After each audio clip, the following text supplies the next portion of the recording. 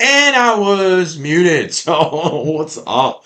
There's my intro. Yeah, there we go. Starting off. I just said it was a rough morning, and damn it, yeah, it sure was.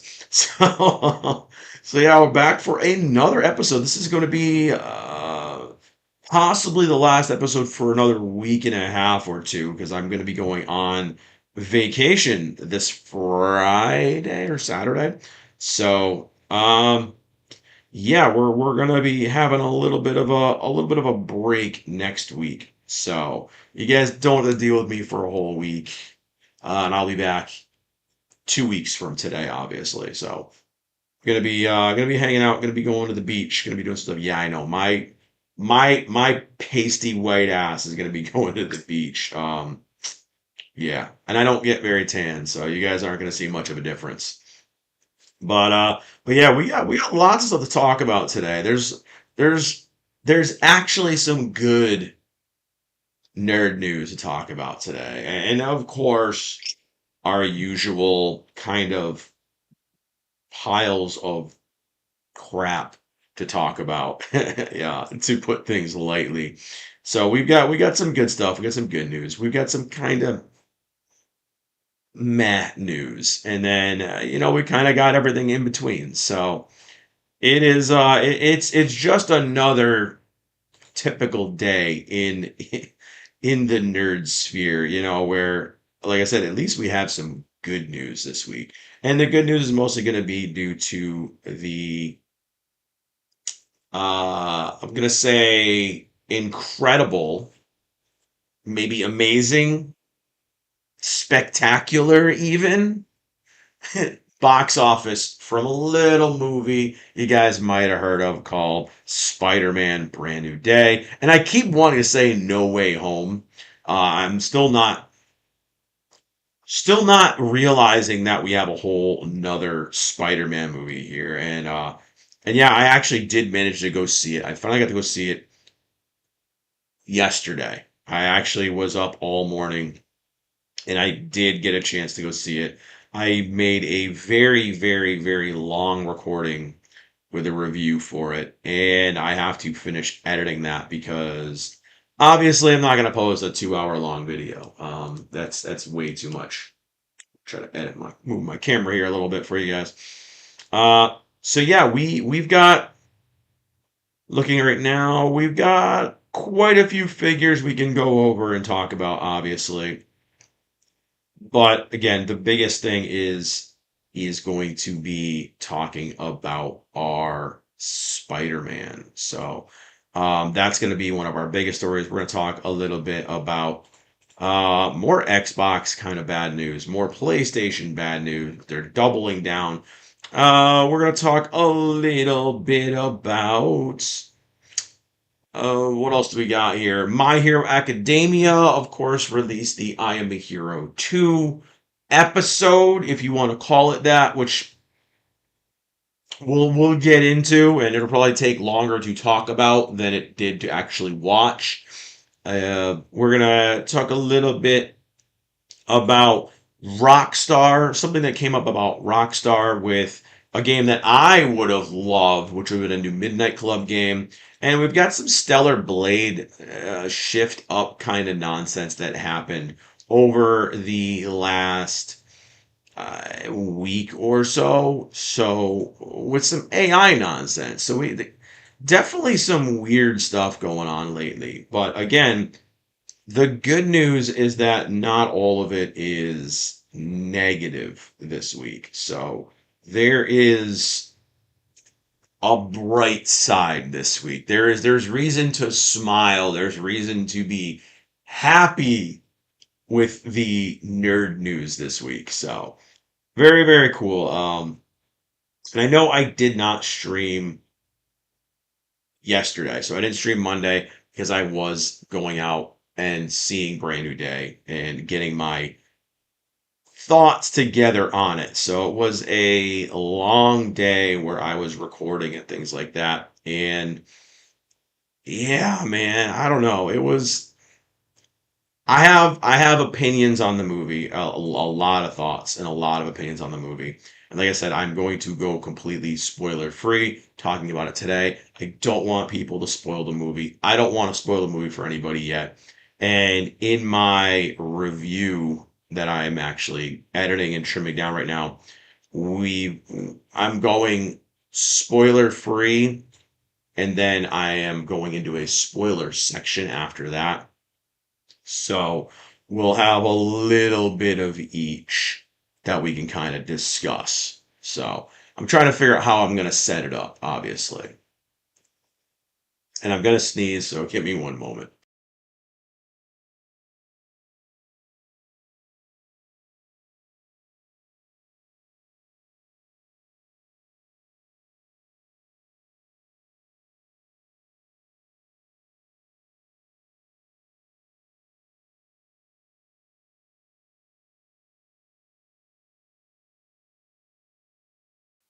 Oh, thanks, man. Oh, man. Eyes watered right there. Whew, I'm glad I muted that on time, man. That was a pretty big sneezing fit. But yeah, as I recover from that, yeah, oh man. Split my lip actually, I think, sneezing. Oh, yeah, I split my lip right here. Um, movie was good. Yes, I'm gonna just again, I'm not gonna go too spoilery into the movie. I will kind of just give opinions, about whether or not I think you should go check it out, things like that. But I don't want to uh, get too into the weeds with it, especially because my review hasn't posted yet. So I don't really want to get too far into my review. But I'll definitely be responding to people who want to um, kind of touch on things, but I'm not going to get again too deep into the weeds with it because I don't want to spoil things. But I will say I can definitely say I would recommend going and seeing the movie without spoiling it. I would definitely say yes. I do think it's a movie worth seeing. I think it's definitely a movie worth checking out, and it is. I don't think it's going to in any way. It's not a sign that Marvel's back. It's not a sign that Marvel is, getting their crap back together because there were still some issues with the movie. But again, we can get into that afterwards. We can talk a little bit more about Spider-Man afterwards. The biggest thing I want to talk about is obviously going to be the box office and numbers and things like that, rather than things like spoilers. So that's kind of where I'm at with the movie right now. I don't want to, again, I know a lot of people who haven't been able to even see it yet. I had a hard time getting a ticket to go see it. Strangely enough, I got a ticket for it and my theater was almost completely sold out. I had to go to the one that had the D box just because it was the only one that had available seats at the matinee at early prices. So I did luck out. I paid 11.50 for D box because I got to switch my seat. My theater that I went to was sold out. The front seats were available, and that was it. And by the time the previews and everything else had gone by, there was maybe a dozen people in my theater. So that was weird. All the big D box seats that were in the row in front of me were all empty. So I kind of just did one of these,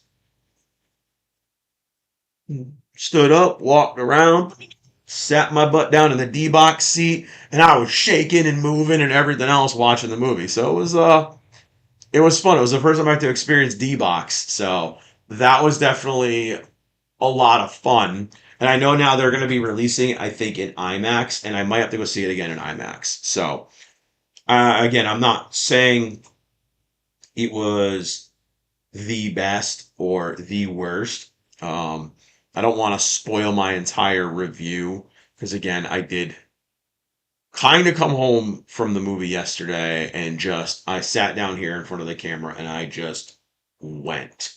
I made I can show here. I made a huge list,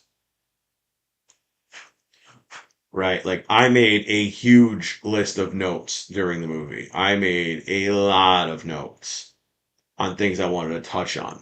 And so I was sitting there, my phone was kind of here, and I was kind of just typing things out while I'm watching the movie here and there, remembering some things, and I'm typing things out. So yeah, I did. I had a lot of notes to come into this movie with. So I had some expectations. Some things were met. Um, and some things did kind of fall flat. I'm not gonna lie. So it isn't a perfect movie, but there aren't many. And yeah, like I said, we'll get into non-spoiler discussions about it later on in the stream. But some other things, obviously, I wanted to talk about today. We're gonna talk a little bit about Xbox and their oh man, hiking their prices again. Same thing with AMD. We're gonna be doing a little bit of discussion about AMD in their price hikes as well. Yeah, it's kind of going to be everywhere, and it does suck. So it's rough. And then we had another game. We had a game come out that apparently is getting some really negative feedback, which is going to be one I was very excited about, called Beast of Reincarnation. So we might try to look a little bit into that, but I haven't seen much yet about it. I've seen some pretty negative things about it, and I don't know why that autoplayed. But it's a game I was very excited about. Game made by Game Freak. That is not a Pokemon game, and it's not really getting the best reviews. So we might talk a little bit about that depending on how we are for time. I know we did talk a little bit about Halo already. There's more nonsense with that, but there is a lot of stuff. And there's even some games that, like I said, we got some reveals that I'm looking forward to. And I know there is a Nintendo Direct currently going on. I already got DM'd about it, and I'm like, I know, I know, I know, I know. So yes, I am currently streaming over a live stream from Nintendo. So trust me, I know it's not the best idea, but we'll do what we can do, and that's it. So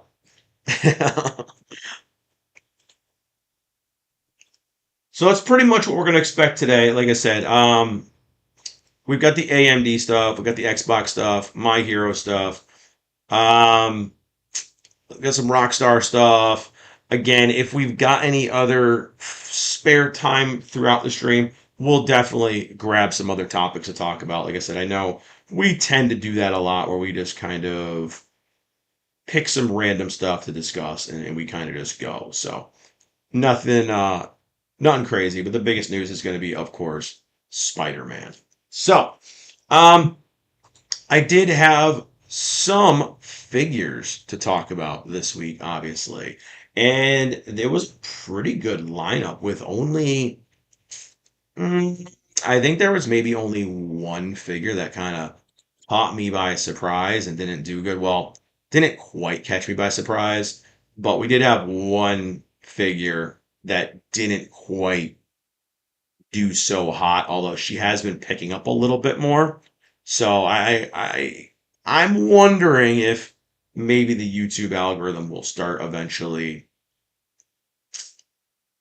correcting itself. But so far it hasn't. So there's still some things it does do its false flag nonsense on, and I've already been getting DMs from a couple of content creators that their whole channels are getting taken away. So I guess I'm lucky, maybe because I'm not generating a revenue. I'm not bringing in paychecks from YouTube or Twitch, but yeah, I guess we've been getting a lot of people getting their channels completely taken down for uh, not being transformative content, being AI driven content, things like that. And yeah, I'm happy right now because I'm a collectibles channel really primarily. Maybe I'm lucky because I do other things besides just my collectibles videos. But yeah, I feel like my channel could get taken away any day because I'm seeing these channels that have been around for a very long time just getting axed. So it's definitely a weird time right now in the social media kind of creator sphere. So, but yeah, that's it kind of for the rundown and what to expect. And just full disclosure, there is no haul, no stuff to show today, no new physical media, no new video games, no new manga, no new figures. I did not. And you know what? I have to actually pat myself on the back because I did not buy any new collectibles, video games, or anything this week. So I got to give myself credit for that because I think almost every week I've got physical media or some kind of a haul. But when I come back from vacation, it's going to probably be a different story. So like I said, I have vacation coming up Saturday. So damn, bro, good job. Hey, you know what? I got to give myself credit where I can. So obviously, like I said, this week I'm doing all my stuff I need to do. I'm trying to do housework, get my lawn done, which is, yay high right now. Because we've been having crazy downpours. I got water coming in my basement. So, yeah, we had crazy downpours with flooding and all kinds of nonsense. But luckily, my house didn't get flooded. I had a guy 2 houses down from me. His entire basement was under half a foot of water. So I got lucky. But yeah, I've been trying to just kind of get things situated here on this end because obviously I'm not going to be here for a week. Trying to pre-record a bunch of content, shorts, reels, etc., that I can have go live next week while I'm on vacation. So there's still some content because I will not be game streaming and stuff all week. So yeah, I don't know why that sent twice. That's weird. Did you meant for that chat to go twice, or is that just my chat widget being weird? I don't know. The chat widget's messing up again. I've been having some issues with the chat widget, but hopefully it situates itself. So we're gonna go ahead and we're gonna talk about some figures. We're gonna get into it, get some collectibles going here, because yeah, we've kind of delayed enough. Like I said, I already got a couple people DM me and say I'm gonna be in the stream after I'm watching Nintendo Direct, and I don't know how long that's going for. Um, I know it just started. So let's take a check in on there real quick. Kind of curious to see what we got going on. Did the Nintendo Direct end? Okay, I think the Nintendo Direct is over now. So it was. Oh no, it's live right now. Yes, it is live. So we've got a Fire Emblem Fortunes Weave Nintendo Direct right now going on. So yeah. Oh, actually, it did just end. Okay. So that was going on right as I started the stream too. So I kind of figured I got DMs from a couple of people saying they were going to be in the stream later because they're watching Fire Emblem. I wanted to watch the Fire Emblem live, but it's Switch 2 exclusive, so I don't really care as much about it. So I did kind of not make a big deal of it. But some things I definitely again was excited about was the Spider-Man Brand New Day. And man, we're gonna definitely go into it. We're gonna talk about it a little bit, but we're gonna get into some figures first. We're gonna get into some collectibles first, and I did again do some pretty damn nice pieces this week. So we went back. We gave Hatsune Miku a break this week And I kind of wanted to do it because I went back for My Hero Monday, My Hero Academia, to a figure that I think is A, super underrated, and B, a shame that we don't have more figures of.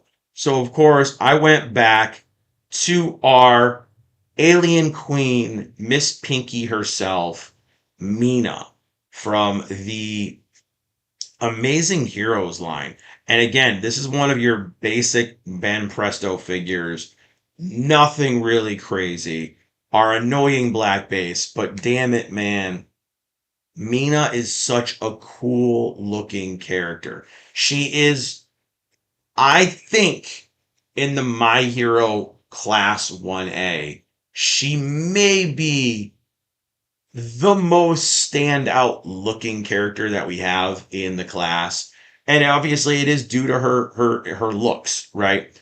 And her style is she's got like a retro kind of style to her with the tie-dyed looking leotard with the kind of boots and the fur like vest. She just rocks it out. And I think this piece for being your basic Ben Presto prize figure I think she still looks absolutely stunning. And it is one of those ones that I say all the time that is such a shame that we don't get more figures of her because she is such an absolutely incredible, like, character looks wise. And when you think about her, she has a really cool power set and the way she can utilize her kind of I call it her slime power, but kind of her acid power. The way she can utilize it to where she can skate on it, things like that. It's a very versatile, very handy power. And the way she evolves her usage of it over the course of the series is really, really good. So I am a huge stan for Mina. And I know there are a lot of Mina stands out there.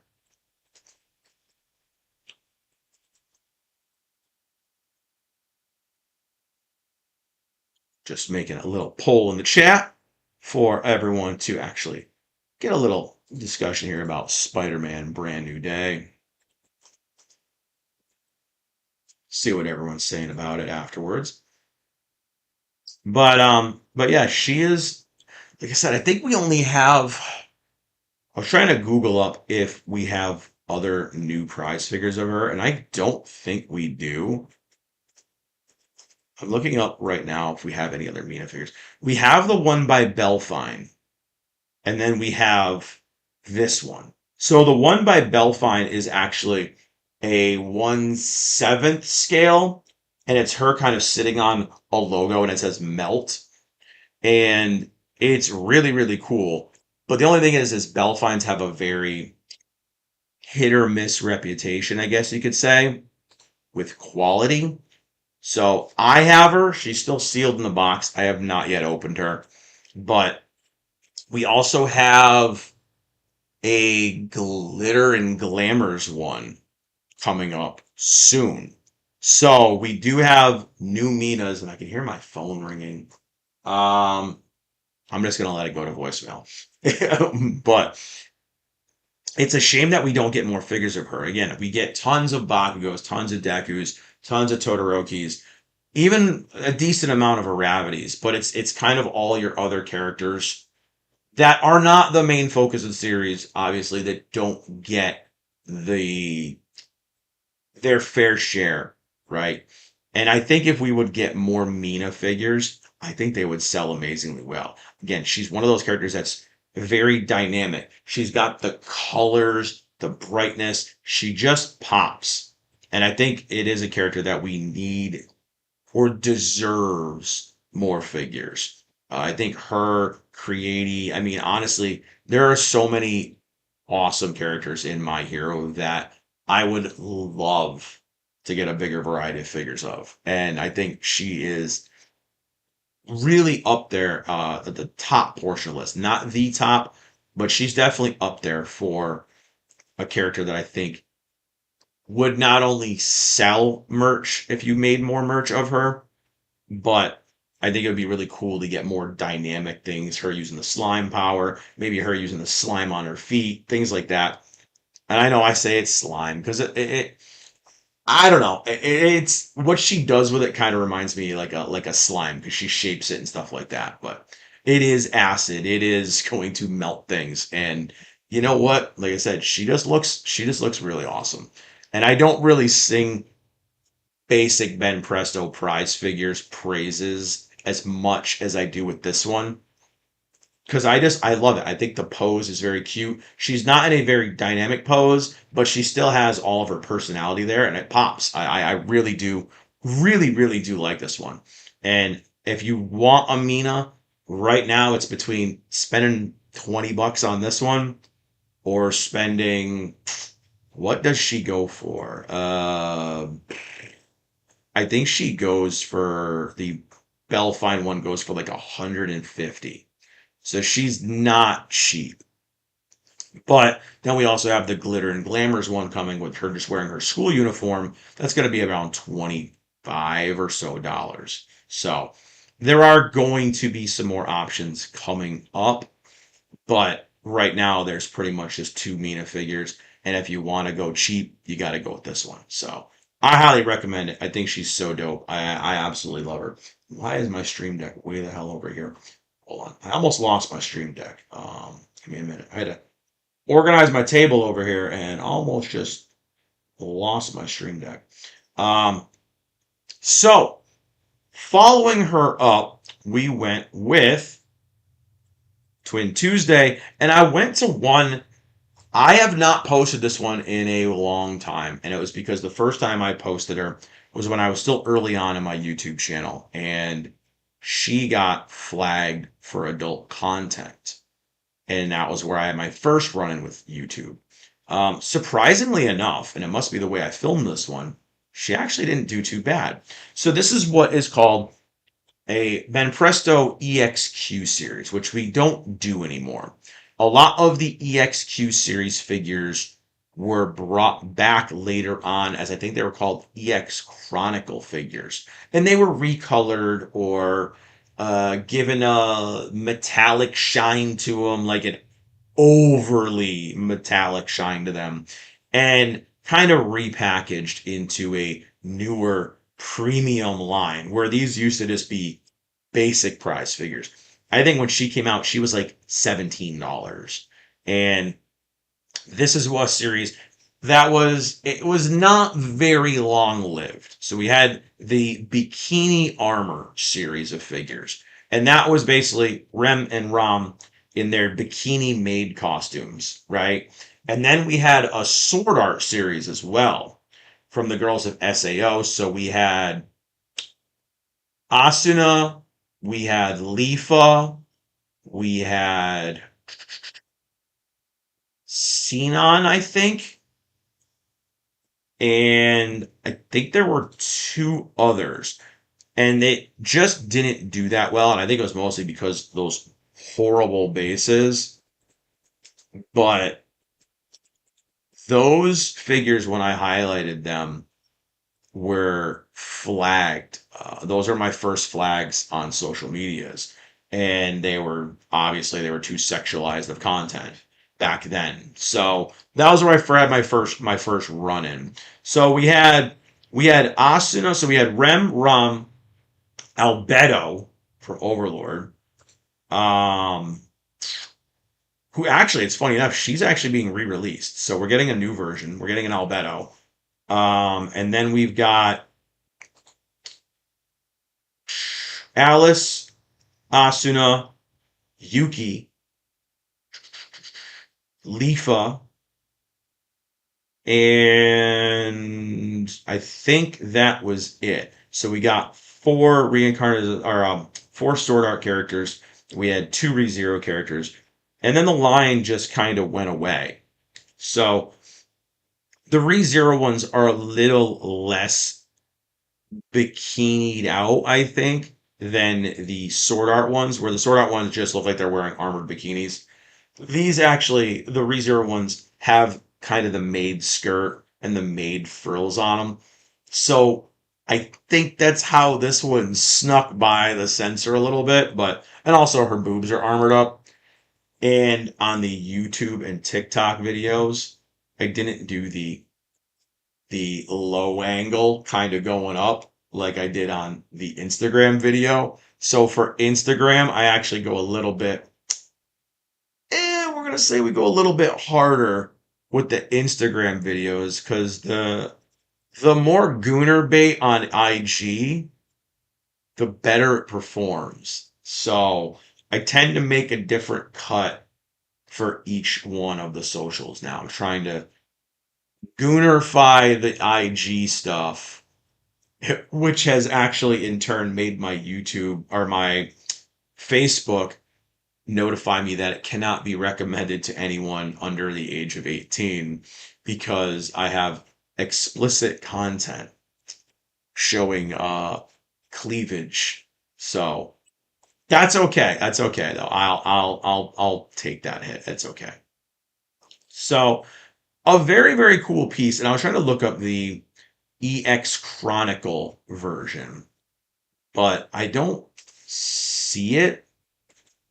I know this is one of the ones that got repackaged though.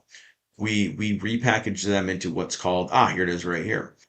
They repackaged her into a blue armor and it's very overly metallic and they renamed them EX Chronicle or Chronicle EXQs. So they did change them and tried to make them in a more premium package and they upped the price by like $10. So pretty funny how they do that. But all in all, I think they're a really cool set. They're a really slept on set.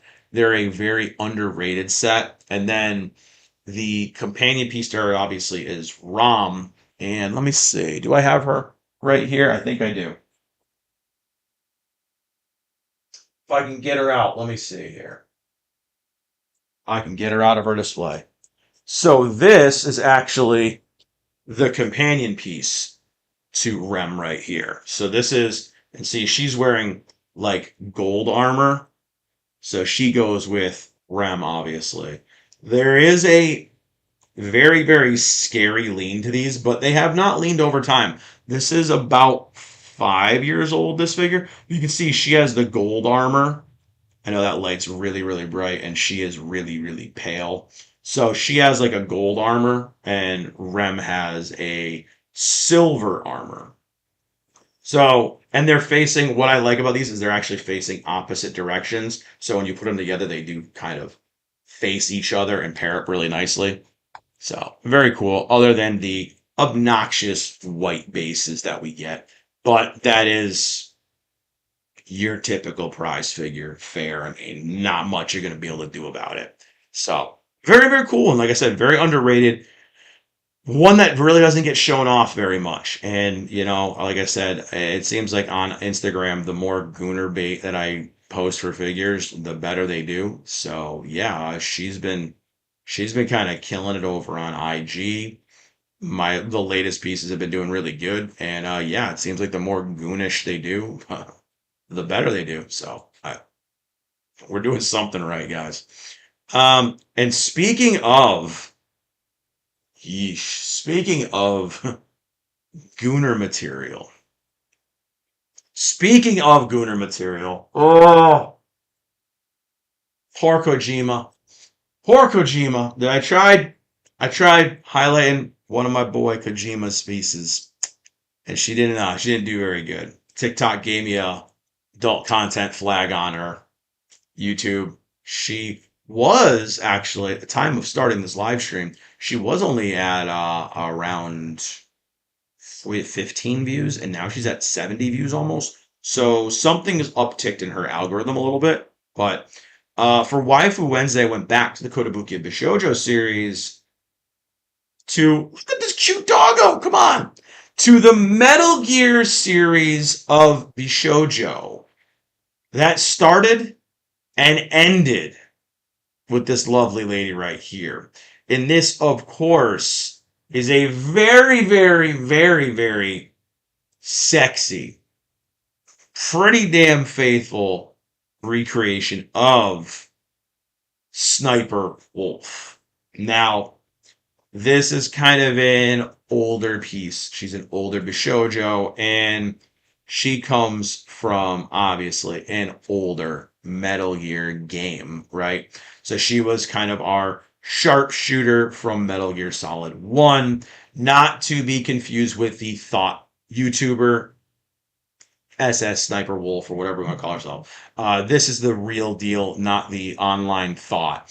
And I think this is another one of Kotobukiya's missed opportunities where we've just started a line and then we ended the line with the one figure. And I think we were supposed to get two or three other Metal Gear figures when this one was teased, and we never got any after this. The cool part about her is that she is all pieces that can come apart. Her sniper rifle can come out, be placed any way you want it. It just leans into her hand, right? I thought I was going to sneeze again. Her actual body comes off of the crate. You can sit her anywhere you want. Obviously, the ammo crate underneath her foot, that comes out. So she comes all apart, which is definitely a unique feature from all the other Bishojo, which are typically attached to their bases when they come out of the box, plug into their bases, or magnetize their bases, and that's it. So the fact that she had a bunch of kind of ways you could pose her, I mean, you could. I was gonna reach for her, but I think she's too far out of my reach. You could take her off her crate, you could sit her on whatever you wanted to, and call it a day. So, well, why would you want her doggo out of the picture? Because the pup is obviously one of the cutest parts of the piece. And, she's in a very suggestive kind of pose there with the legs just open there, like a certain content creator that talks politics, spread eagle. It's been making rounds lately. I've been seeing all the commentators talking about, but yeah, she has a very uh highlighted midsection region that I won't get too much into, but if you notice it, you notice it. So she's a very interesting piece, but definitely one that I always recommend to people because I think she is an absolutely gorgeous piece. And, the unfortunate thing is not a lot of people even realize this exists. I had people ask me if this was a garage kit, but no, she's real. She's a Kotobuki Bishojo, and she's freaking awesome, man. I just think I can't stress enough how phenomenal she looks. So if you can get your hands on one, if you are a Metal Gear fan, obviously, and you're just looking for something that's, I don't want to say affordable because I don't know how affordable she is now. Actually, wow. Her re-release is on Big Bad Toy Store and place right now for $130. So her second reissue is actually live, and yeah, you can still get her for retail price. So cool. I did not know that. So yeah, you can see her on Amazon, I think, as well. On Amazon, she is $120 for the reissue. So yeah, she is still around. She's still kicking, and you guys can still get her for a very, very decent price. So damn, I definitely recommend it, man. If you guys can get it, definitely recommend getting it because she's phenomenal. And then taking a break from the waifu, I got a little bit of something for the ladies. That time I got reincarnated as slime. That time I got reincarnated on Thursday. No Rimuru this week. No Lady Malim this week. No Ranga. No Gabta. No Shuna. No Shion. We went over to one of the, I want to say, pretty boy antagonists, maybe, with, of course, Guy Crimson. So he is one of the I don't want to say big bads. He's kind of more of he kind of starts out antagonistic and then kind of like most people kind of goes on a friendlier take with Lord Rimuru. So he's the red primordial and he's the oldest primordial. He's actually the head of the Demon Lord Council. I mean, and yes, he is our pretty boy, right? He is.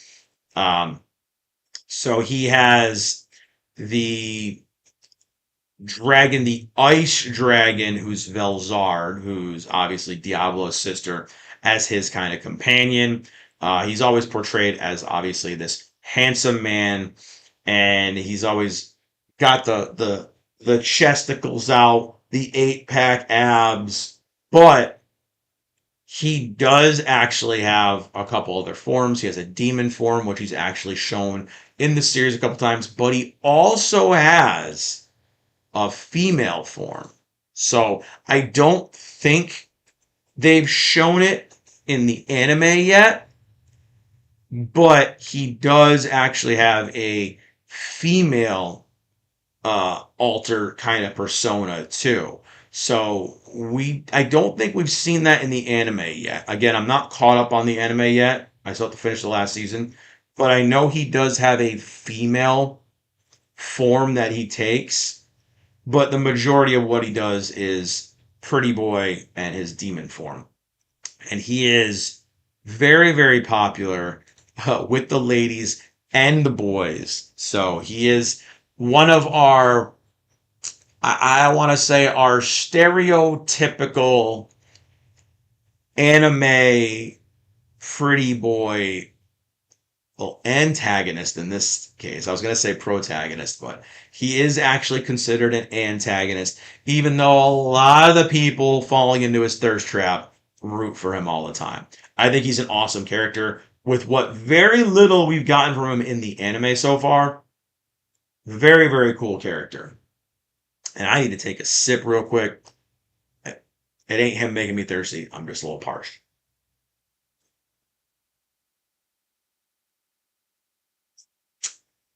Yeah, that's good coffee, man.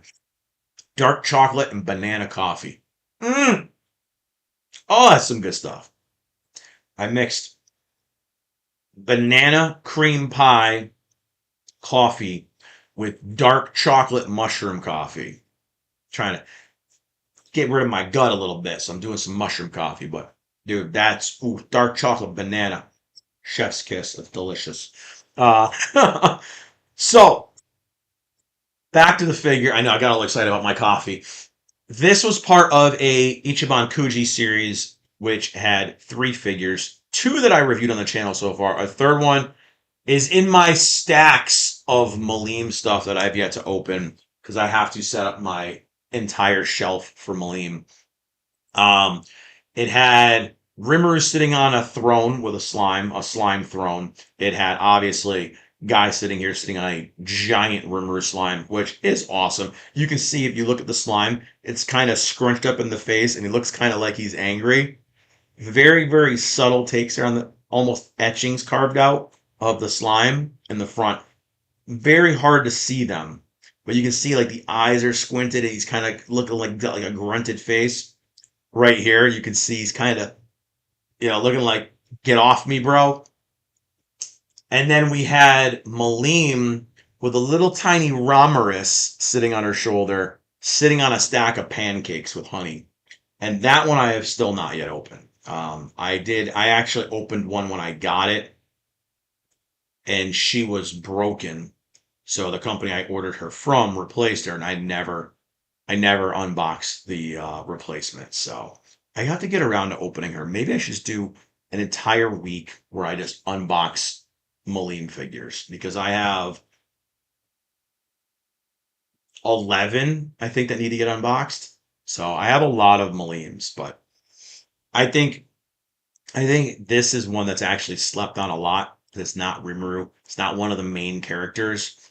And oddly enough, it is one of the few Kujis, not prize figures, but one of the few Ichiban Kuji figures that isn't one of your main characters.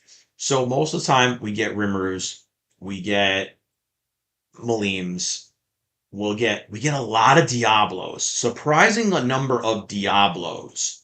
And I think we got a hero, we got one Benimaru, I think.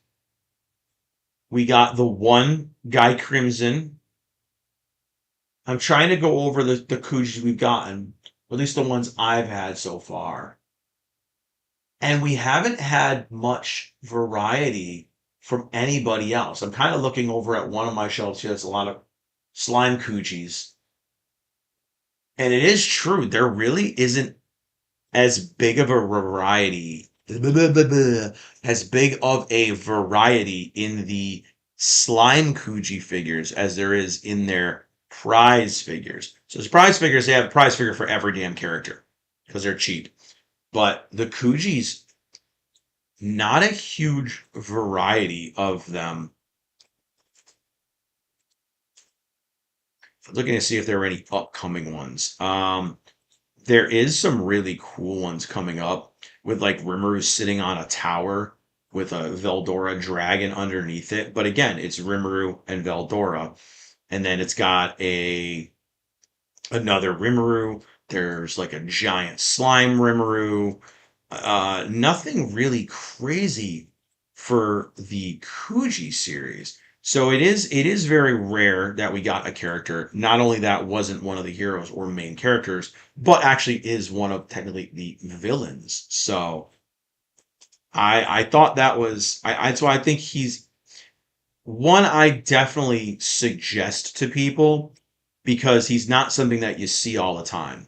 So like I said, the last Kuji we had was Malim and Rimuru in like Malim was in a bathing suit and Rimmer's kind of had a summoning circle behind him with the last prize of him having a floating gobta. So again, the Kuji before that was Rimuru and another figure. One before that, Rimuru and Malim. One before that was Rimuru and Veldora. One before that was Rimuru Diablo. So again, we haven't really had as big of a variety as I would like. So seeing something like this is awesome. I adore it. I think he's phenomenal, and I recommend the hell out of him for anybody who's a Reincarnated Slime fan, especially if you want to uh, add a little bit of variety to your slime display, right? And that's something I always try to sing the praises of, you guys. Get a little bit of variety, add some characters, sprinkle them in there. It does spice things up. And having our red-haired daddy over here in your display, well, you can't really go wrong. And speaking of daddies and muscle men and just throwed out characters in general, closed out the week, Figure Friday. Well, because a little tiny movie we're going to talk about later, Spider-Man Brand New Day, came out, and we saw in a lot of the promotional material that we were going to have Spider-Man and the Hulk. So for Figure Friday, I went ahead and I gave y'all a duo of figures, both from Kotobukiya in their Artifacts Plus lines. So I put these two kind of together, and it was a very awkward pairing because of the posing of Spider-Man.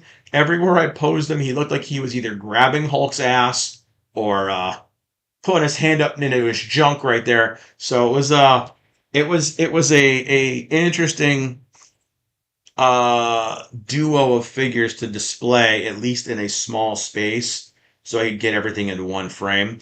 But this is from two different lines of figures. So the Spider-Man is actually from the Artifacts Plus Spider-Verse series. So in that set, I've highlighted a lot of those in the past. We had Spider-Man, we had Miles, we had Gwen, we had Carnage, we had Venom, we had Spider-Man 2099, we had Agent Venom, and then we had an exclusive winter Spider-Man where he had like a earmuffs and a scarf and a hat on.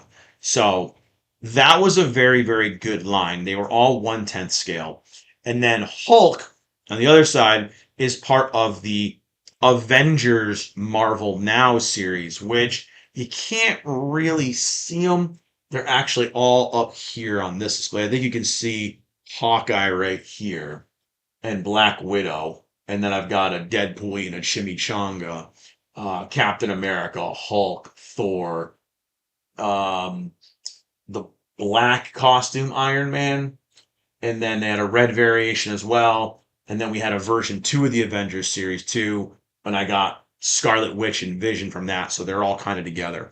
Um, it's very cool. I loved the 1/10s because they all did, again, because they're 1/10, they did all scale together great, and you could actually put them in all the displays together. So in my Spider-Verse display of the 1/10s, I actually have the red costume, your original OG Iron Man, in that display, and I have a black and red suit Deadpool, which not red and black, it's black with red Deadpool, and he's in the Spider-Man display as well. So I've also got the Shadowlands, the black Daredevil, in that display as well. So I've got kind of a lot of the Spider-Man adjacent characters all in that display together, as well as all the actual Spider-Verse ones. So it's cool how they made these, and they all have magnetized bases, so on their feet and everything else, so they can actually stick onto each other's bases and kind of create your own little magnetized series. I really like it. I really think it's a great set, and they're slept on. They're very underrated, and I think you can still get them pretty cheap. I'm looking them up right now. Let's see. We've got, because then we also had a Into the Spider-Verse line from them. So we had a Spider-Man Spider-Verse series, and then we had an Into the Spider-Verse series. So JT, man, you're late. You missed all the boob waifu. Yo, you're 50 minutes late, man. This is the last figure. You missed all the big booby waifus and the shirtless dudes. No, I don't think I didn't really do as many big boob waifu this week. Actually, there were pretty modest waifu this week, but um, we'll finish off obviously, like I said, because Spider-Man here has his kind of run-ins with the Hulk in the movie, and it's all good. We love it. We love it. And yep, that's again JT's time to leave. There's no boobs on the screen. He can't goon to it, so he's got to bounce. But yeah, this is definitely a great set. Like I said, it's a set that a lot of people are slept on, that a lot of people sleep on and don't give enough attention to. I think it was based off the art of, I'm trying to remember who drew the artwork. I think it was Stefano Casali, I think it was, which was he drew the original artwork and then Kutabuki made the statues. So it's a very, very cool set. And the Avengers are just from the Marvel Now line. So, but again, they do intermix well together and they look pretty freaking cool. So, those were all the figures this week. Do a quick rundown of them. Obviously, we started the week with My Hero Monday with our girl, the Alien Queen, aka Pinky, aka Mina. And like I said at the beginning of the stream, man, I love this one. I love this one way more than I should because she is a basic bitch Van Presto prize figure, but I adore her. I think is such a cool figure. I think we need more Mina figures. I think Mina needs more representation in the figures, and she looks absolutely stunning. Hey, what's up, Gigi? How's it going? Yes, I know my co-star wasn't here today. She's spending time with her mom before we go away on vacation, so we'll have her on stream with us next time. She'll be here with us next time. But Yeah, she's spending time with her mom for a couple days till before we go on vacation. So she did not get to co-host today. But we miss her. We miss her, and hopefully she's having fun. But Twin Tuesday, we went to another waifu, obviously, with Rem from ReZero in her bikini made armor. And this is, again, one that I got to slip by the algorithm because of the clever way I shot the video. And again, another underrated series that Van Presto decided to very sneakily rebrand as a premium figure line, repackage it, and sell it later on as a more expensive premium figure line called the EX Chronicle line. And the price went up by about $15. So if you're looking for these bikini made armors, and obviously, as I showed earlier, the matching ROM of the original is in the gold armor. So we've got the gold armor and the silver armor. The reissued versions have dark blue armor, and I forget what color she's wearing. But I would recommend going for the older versions. You're going to get them for a lot cheaper price. And I think their armor looks a lot cooler than the re-release. I think the re-releases are kind of, I don't know, I think the bluish kind of dark armor, metallic, overly metallic, it kind of looks like crap. Oh, I gotta go and play NTE later. Um, Waifu Wednesday again. Hopefully JT's still here, man. He was asking for Booba. He's getting Booba and puppies. So you can't go wrong. Metal Gear Solid Sniper Wolf. And again, man, this is one that is extremely slept on. As I just said when I talked about her, um, she's still available. Her re-release is actually still available for about 115, 120 bucks. So this is an absolutely gorgeous piece. And again, it's one that as another Kotobukiya line that they started and they just never did. We had this, we had a Men in Black Bishojo, we had a Ghostbusters Bishojo. And there were a couple other ones they just started and then they just kind of ended. So yeah, it sucks. It sucks that we didn't get more of her, but for those of you who are looking for her, she did get reprinted. So you do have a chance of buying her without paying extreme scalper prices. I finished all the 99, all the events today besides 999 nights. Dude, that's awesome. I got to do the new events. We got there's a new fishing event I think that started today and something else. Two new events started today, so I gotta log in and do some of those. But yeah, yep. I'm loving NTE. It's so much fun. Reincarnated as a slime. What's up, loud boys? Reincarnated, reincarnated as slime. Reincarnated Thursday again. Started the week with some waifus. Finished the week with some bros. A little something for the ladies. We had Guy Crimson, aka Geek Crimson. Of course, our daddy primordial, the Lord of the Primordials, the oldest of the Primordials, and one of my favorites in the antagonists of the series. I think he's awesome. I think this Ichiban show is freaking incredible. And I think, again, just like I said when I talked about this originally, we need more of these kind of additional characters represented, just like with Mina in the My Hero series. And finished off the week for the launch of Spider-Man Brand New Day, Figure Friday, the duo of the Kotobukiya Artifacts Plus, Spider-Man and Hulk. Again, two different series, two different figures. These did not actually go together, but damn it, they look pretty freaking cool together. Hulk is massive. He's heavy. He's a big chunky boy. And I think at the time of release, man, this thing cost like 120 bucks. So it was such a good bang for your buck, man. I think now he goes for quite a bit more than that, but awesome piece. It's an awesome representation of Hulk, and I highly recommend it. They do also have a gray version of him as well, so really really cool piece, and I definitely recommend him. Um, NTE update this week. Yeah, I saw we're getting new story coming soon, and I'm hoping that Hotori is not going to die because from all the preview materials I've seen, our girl, our drunken, our favorite alcoholic might die. I'm hoping not. If she dies, I might riot and I might do it live on stream. You might see me just take my camera and start running through the streets rioting. But no. So what I do at this point is I always do a favorite pick of my high ends, favorite pick of my low ends. Well, in this case, I had three high end pieces that I highlighted. The Guy Crimson Kuji. Actually, no, four. Oh my goodness, we had four. We had the Sniper Wolf, the Guy Crimson, the Spider Man, and the Hulk. Um, Out of all those, yes, I saw MySpace is coming back. I'm all for it, man. As much as I want to give my pick of the week to the Hulk or to Sniper Wolf, and this is going to probably people are going to probably question my sexuality after this one.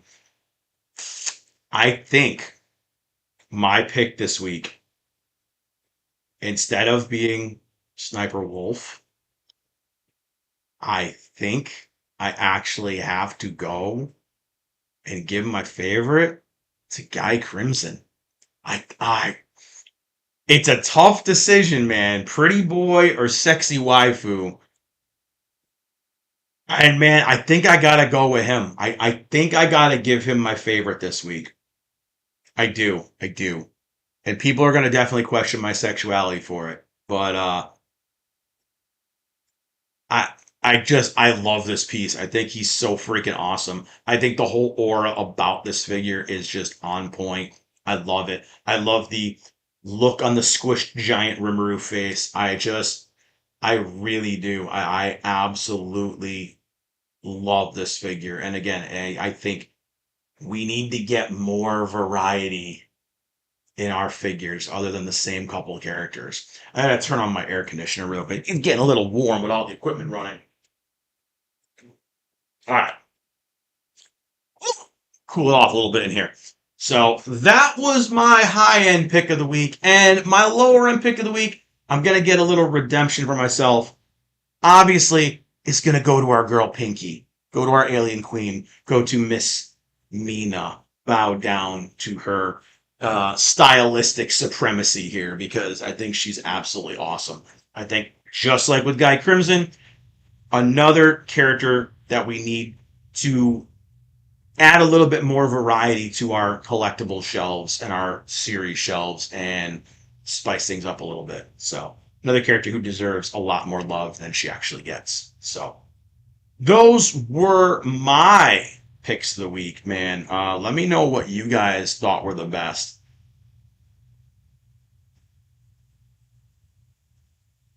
In the thought I was gonna sneeze, sorry.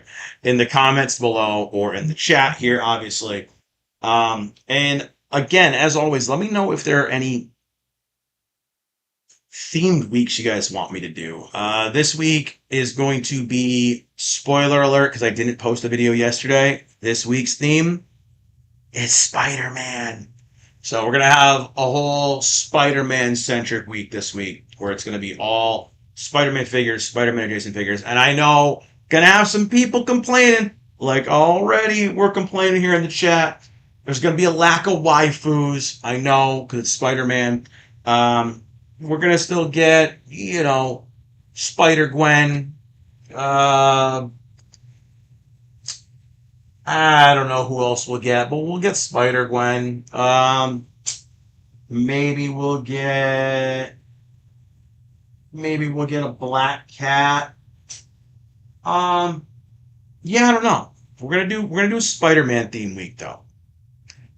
And I already did Spider-Man on Friday, I know, but I already had people telling me I shouldn't do Spider-Man week. I should do something a little bit more vacation themed. So we'll see. Maybe I'll change my mind and I'll just go with vacation theme starting today. But either way, it should be fun. So let me know if there's any other kind of themed weeks that you guys would like me to do. I'm always looking for ideas, things you guys want to see more of, things like that. Mina and Sniper Wolf for sure. All right, again, y'all love the waifus, and so do I. Appreciate the waifu love. So, um, that's pretty much it for all the figure highlights. We do have Obviously, we've got some stories and some news and things like that to talk about. We've got some positive nerd news for a change. I love that. I love being able to actually talk about positive things. I do actually have a Spider-Man Brand New Day review. I am currently trying to edit down. I got home from the movie. I went to an early showing yesterday. Just want to see, make sure my mic isn't being interfered with by my air conditioner. You guys hear me all right now, right?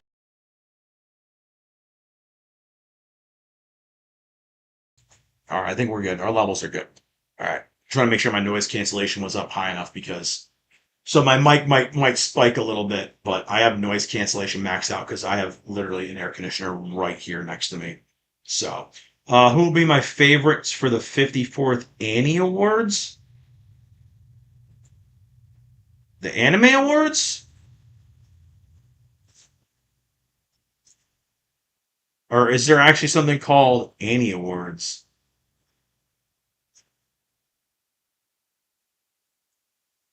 Oh yeah, it is. Wow, that's a real thing. I didn't realize it was called the Annie Awards. Um, I mean that's not taking place until February. I always thought it was called the Anime Awards. But yeah, I know there's Anime Awards. There's the Crunchyroll Anime Awards, and then there's that. But I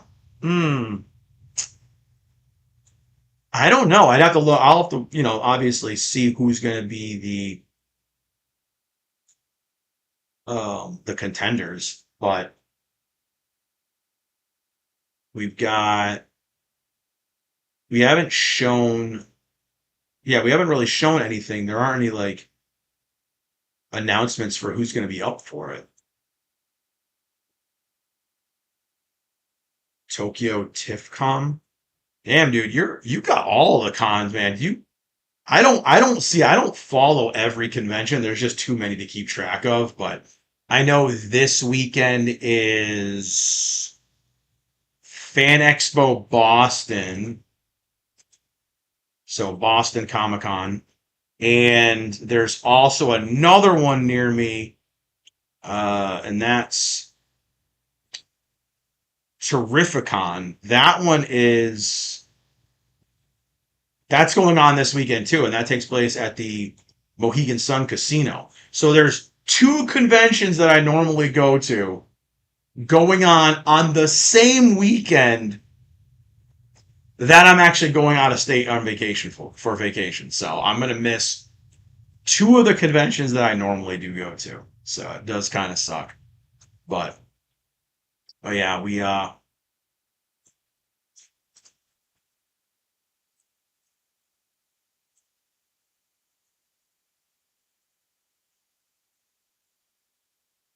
but yeah, unfortunately I'm gonna miss some cons.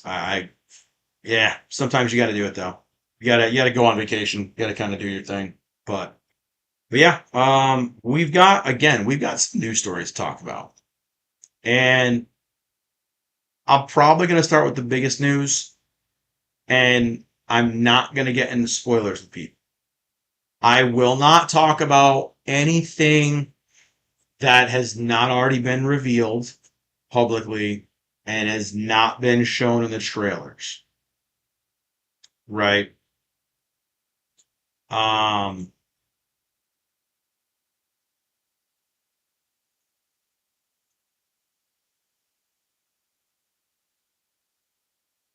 I did see that. They don't want because well, that's that fighting. Loudboy, that is going right now with Japan. That is more centered around AI, I think, than anything else. Loudboy said, "What's going on with Japan protesting U.S. unauthorized anime use?" I believe that has to do with a lot of the AI stuff. And oh my God, what are the odds I mentioned AI and a damn AI chatbot comes into the stream? What are the odds? Perfect timing. Thank you. I think that's more. It's they're protesting the president making his kind of meme post that he always does. He's always doing stuff like, using anime characters in his troll posts, and again, if this was a different, and I don't really get, like I said, I don't like to get into politics much, but if this was a different president, the views would be different, right? And again, it's just like anything else in real life. If it's something a person that you like is doing, you're not really going to criticize it as much. If it's something that somebody you hate's doing it, you're going to criticize the hell out of it.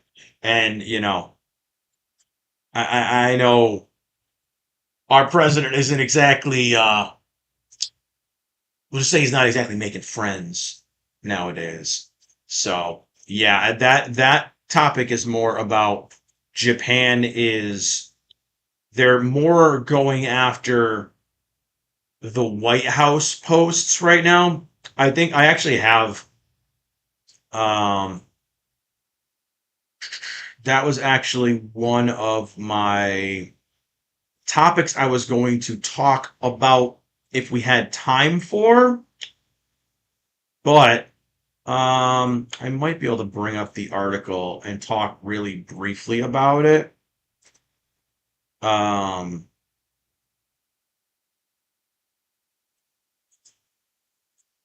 I think I have the article right here. I had it posted up on of course, I had it up on one, and then I lost it on the other browser. So I have it on my browser in the other room, but not here. Um, but that's been going on for a little while. It's mostly revolving around the White House. Again, the White House usage of anime posts and things like that. So that was from like last month, I think, though. I don't know if there's anything been about it lately, but yeah, it's mostly using, they're going after them using like the AI imaging of like Trump on Naruto and things like that. So, but then, you have other things where there's literally been Japanese ads supporting I don't know if you've ever seen them, but there are like Japanese ads supporting the United States and the president. So it is definitely a kind of wishy-washy kind of thing where it's, if it's the popular thing to do right now, we're going to do it. And right now, it's definitely popular to crap on the U.S. So, um, unfortunately, like I said, I mean, it seems like the U.S. is trying to strengthen relationships with Japan.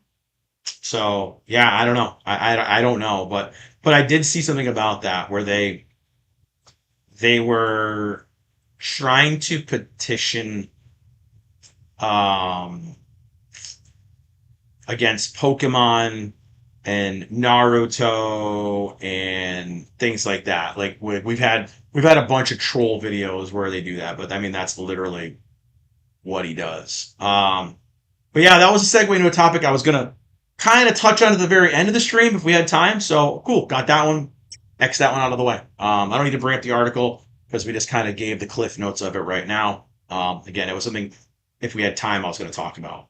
So the big thing I want to talk about, and again, I'm not going to go into spoilers with you guys. I'm not going to talk spoilers. Please don't use spoilers. I don't have my no spoilers little thing to come up here, but just so you guys know, I will not be talking spoilers. We're gonna go ahead. We're talk a little bit about a tiny little tiny movie, little indie movie. Well, we're gonna get to that. We're gonna get to that in a minute too. I'm not gonna skip ahead. We're gonna get into that a little bit, but we'll talk about Beast and Reincarnation next, I think. So we're gonna get a little bit into the gaming stuff after. But I want to get into Spider-Man first because I think talking about it a little bit will actually help me with my review a little bit as well. So we got so far for the poll, we got 50% saying they didn't see Spider-Man, 25% saying waiting for streaming, and 25% saying we did see it. So I'm not, again, not going to get spoilers. I'm not going to go down. I'm going to just discuss some points, some thoughts, and I'm not going to spoil my review because I'm still editing it. Again, the beginning of the stream, I did show you guys. I have a lot of notes that I took during the movie. I did make a lot of notes, and in these notes, I kind of structured my review and my spoiler section. So around that. So it is a long video. I am editing it down right now. I made a regular review video, and then I made a spoiler section review video. And the spoiler section is 30 minutes long, 37 minutes long.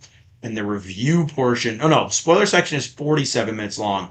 And the review is 35 minutes. So I do have to condense it down. I have to do a lot of cutting, a lot of editing. And I got to work on that today after the stream is over, actually, because I want to try to get it posted today. But we're going to go ahead and we're going to go over first, and we're going to check the box office. So, this box office update is as of yesterday. So, I want to make sure that my browser is doing what I need it to do. And that we're not muted. Because the last time I switched to browser, it muted us. So, I want to make sure. All right, we're good. Let me maximize this. So we're going to go check on Box Office Mojo here. And, dude, superhero fatigue? It's not real. Bad movie fatigue is real. And Spider-Man Brand New Day proves it. Superhero fatigue does not exist. This movie is making all of the money right now. Opening weekend, domestic box office, 360,091,000. So almost $361 million domestically opening weekend.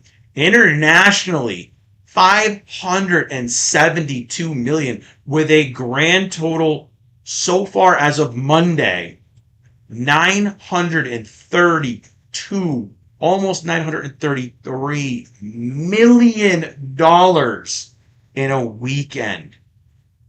It has now broken so many records, and I think it has already topped the box office of The Odyssey over the course of a weekend.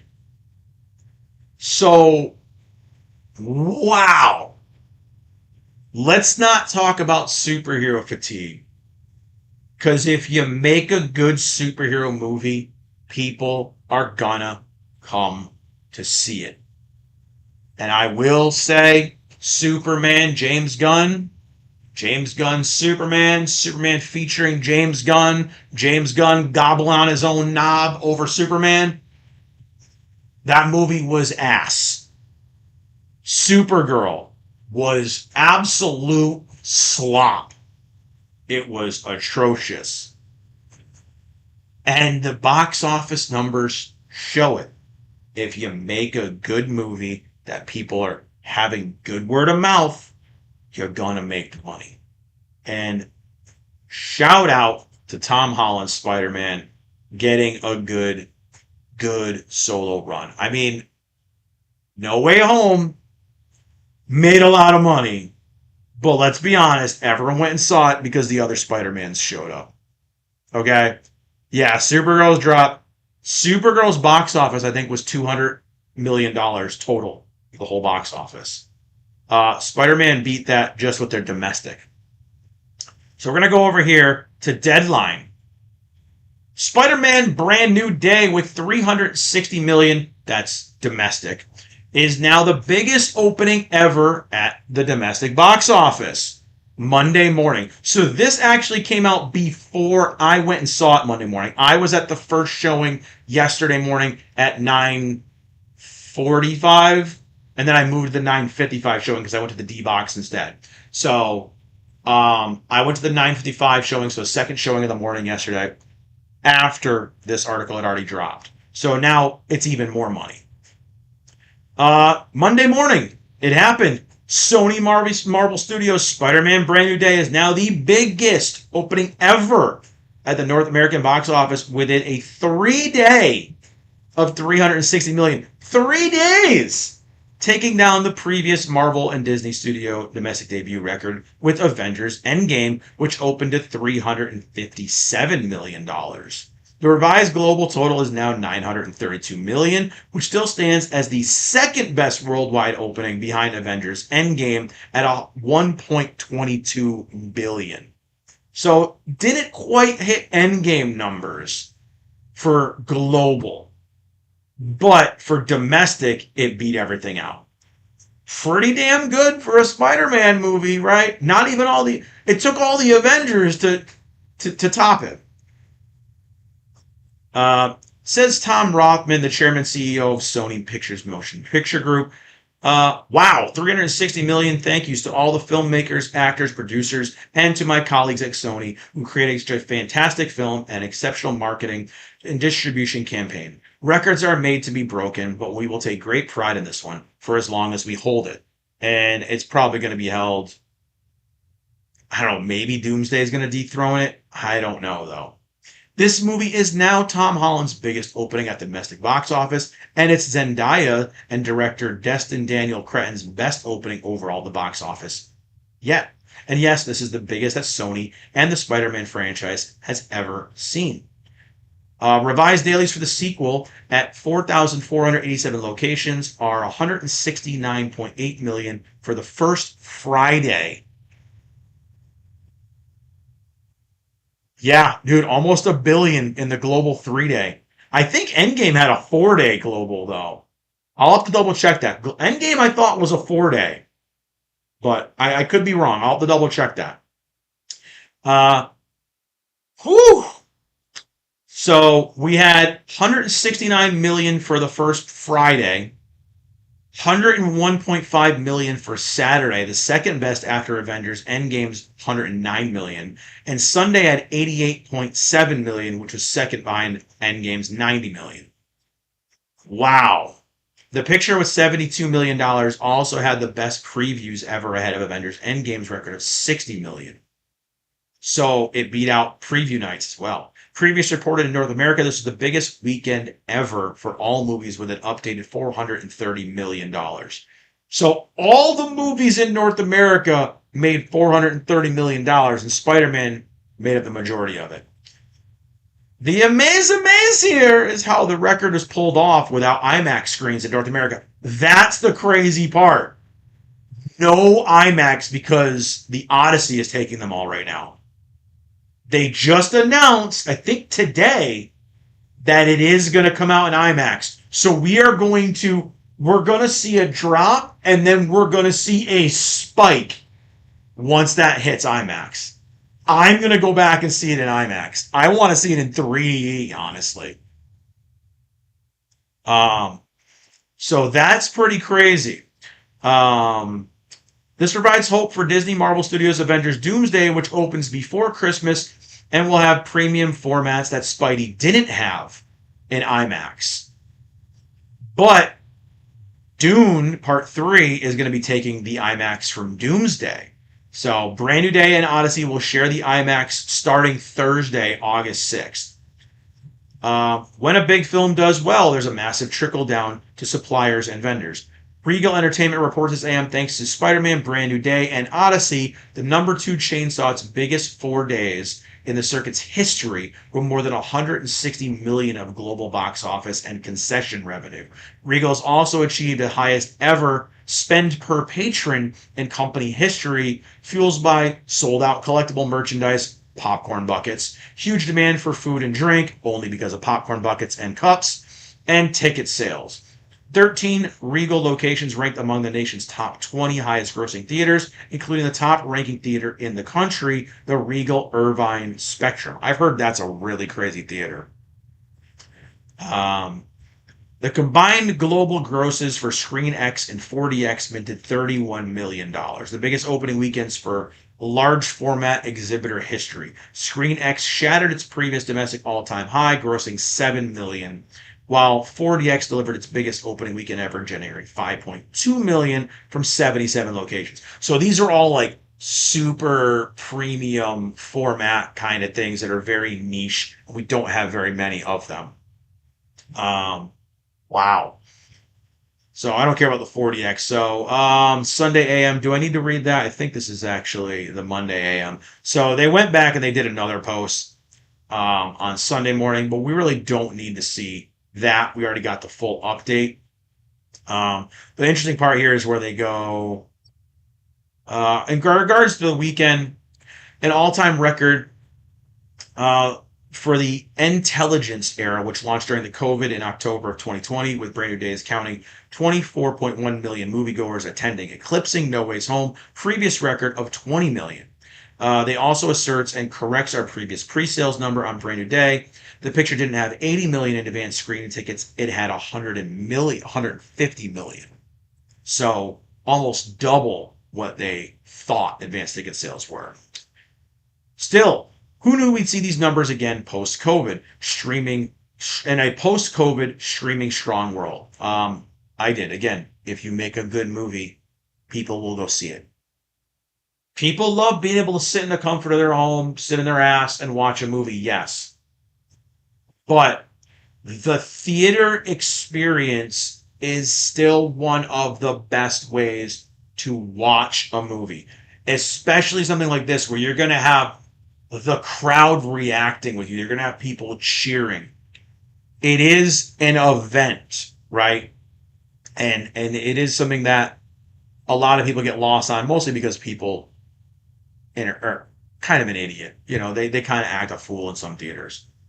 I did see that Jackie Chan was something to do with stunts. I'll have to pull that up. I didn't get confirmation, but yeah, I did see that. Sony has a massive heat wave throughout the West, South, and Central states, sending out the masses into movie theaters. On Saturday afternoon, according to the National Weather Service, Las Vegas hit, blah, blah, blah. Okay, so it's going to talk about the weather. Yeah, you're going to go to the movie theaters in a heat wave. Sure. All right. Who knew the movie with a lot of heart and a complex villain could idea the pinnacle of No Way Home's three Spider-Mans? How do you top that from both the story and commercial standpoint? All right.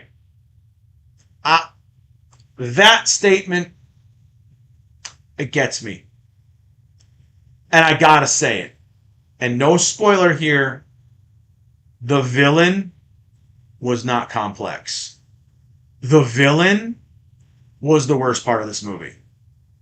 I'm just gonna say that. That got me right there.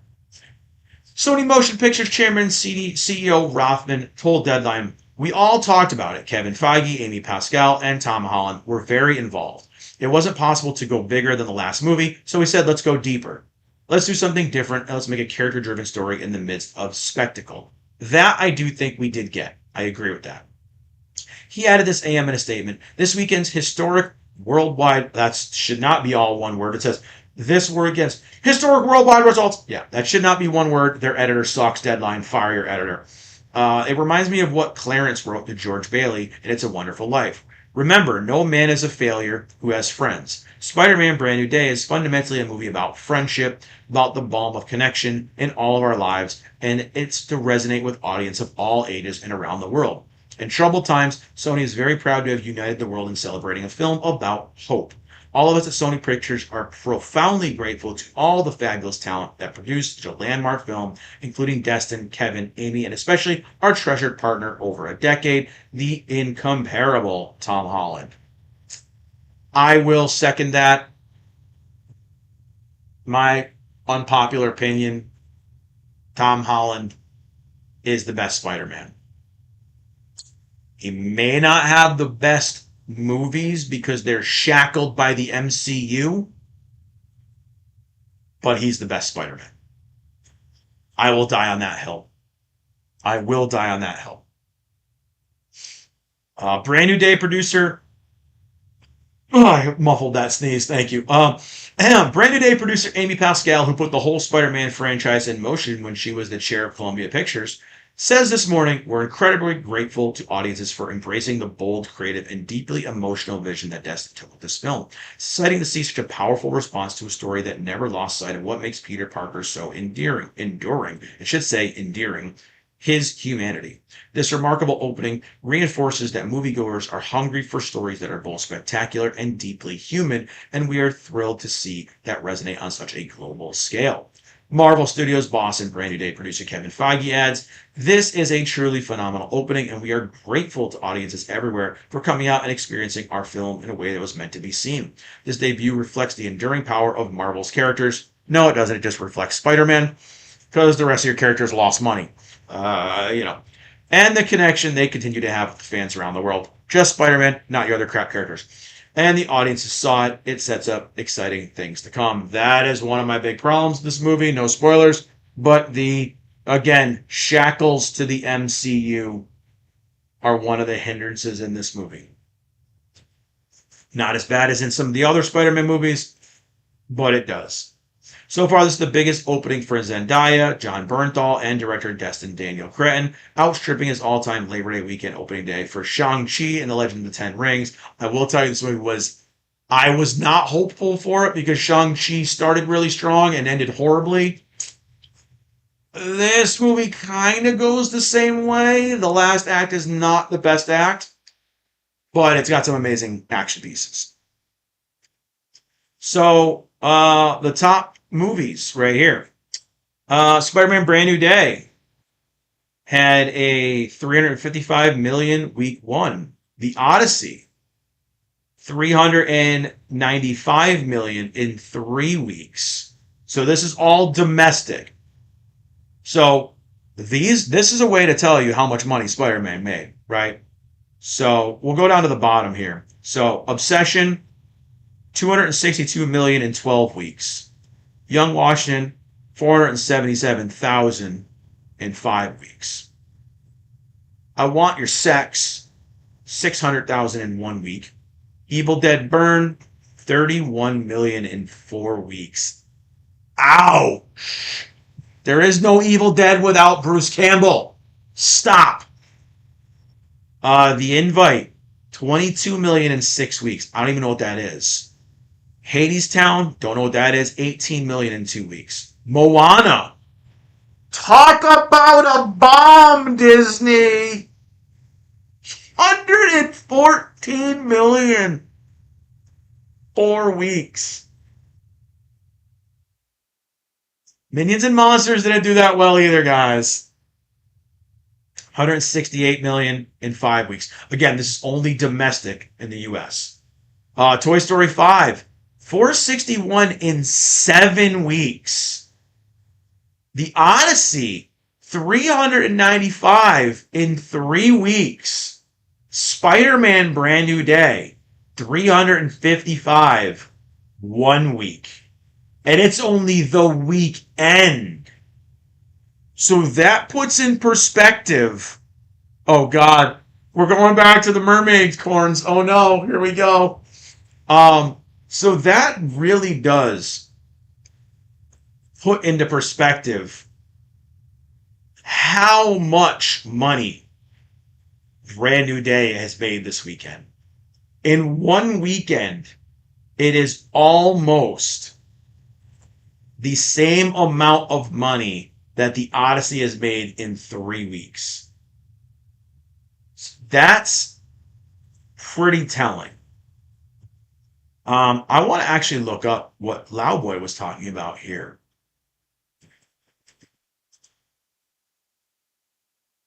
He said Jackie Chan.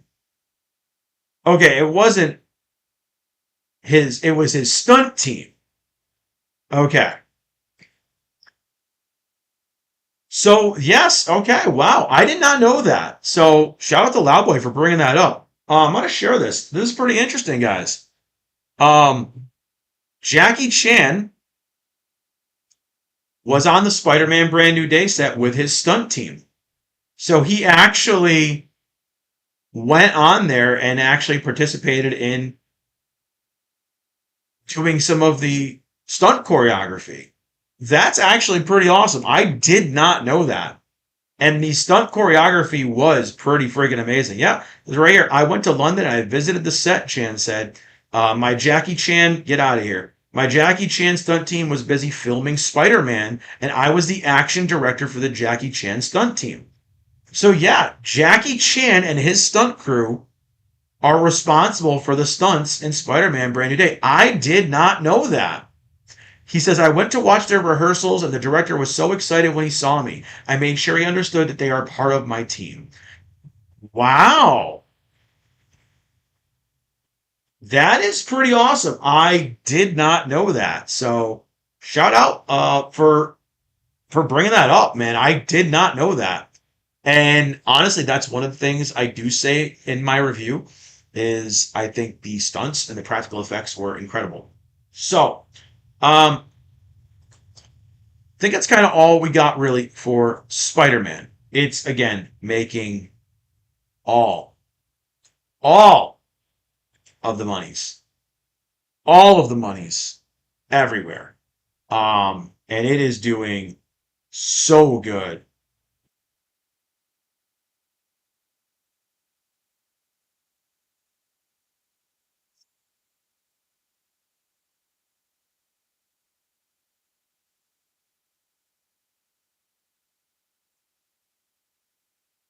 Ugh, excuse me. I hope I muted that time.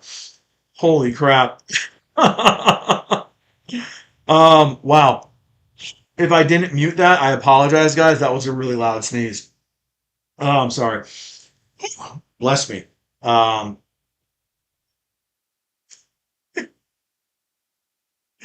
dude, yo, I love when you come in here. I love when you come in here and you get the Tokidoki thing going with the mermaids, man. I love it. I love it. I know you're in here. I know it's a meme at this point, but bro, I love it. I love it. Shout out to being so passionate. I'm a big fan of Jackie Chan. That's so cool. Jackie Chan was the stunt guy. Yeah, dude, I didn't know that. But that is one thing that I did touch on. Again, spoilers for my review a little bit. Is one thing I did say was I loved comparing it to all the other Marvel stuff, all the DC stuff that we get. You can tell in this movie that they used practical effects. And I know I'm spoiling some of my review for later on, but oh, I'm good. I was just sneezing. Um, you can tell that they did a lot of practical effects in Spider-Man, and you can feel it. Like when you're watching the movie, everything seems like it has weight to it. Whereas other Marvel movies, they're shot in that volume, in that sphere, that's just a CG fest, and nothing feels weighty. Everything feels very floaty when you're watching it, like you're watching a video game cutscene.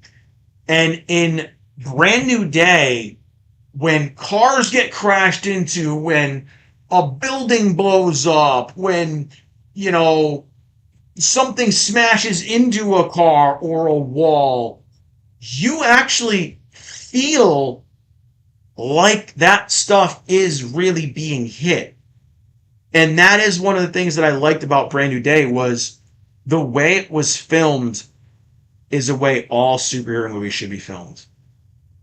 All superhero movies need to get rid of this CGI slop fest where everything is recorded later, all the effects are recorded later, and everything's just a big empty green screen dome and a little room where you don't actually feel like there's any real space. In Brand New Day, you feel like you're in an actual city when there's a city scene. It looks populated. There's cars. Everything's moving around. And it's because they filmed in a real city. Much like, I mean, we haven't seen that since the Nolan Batman movies.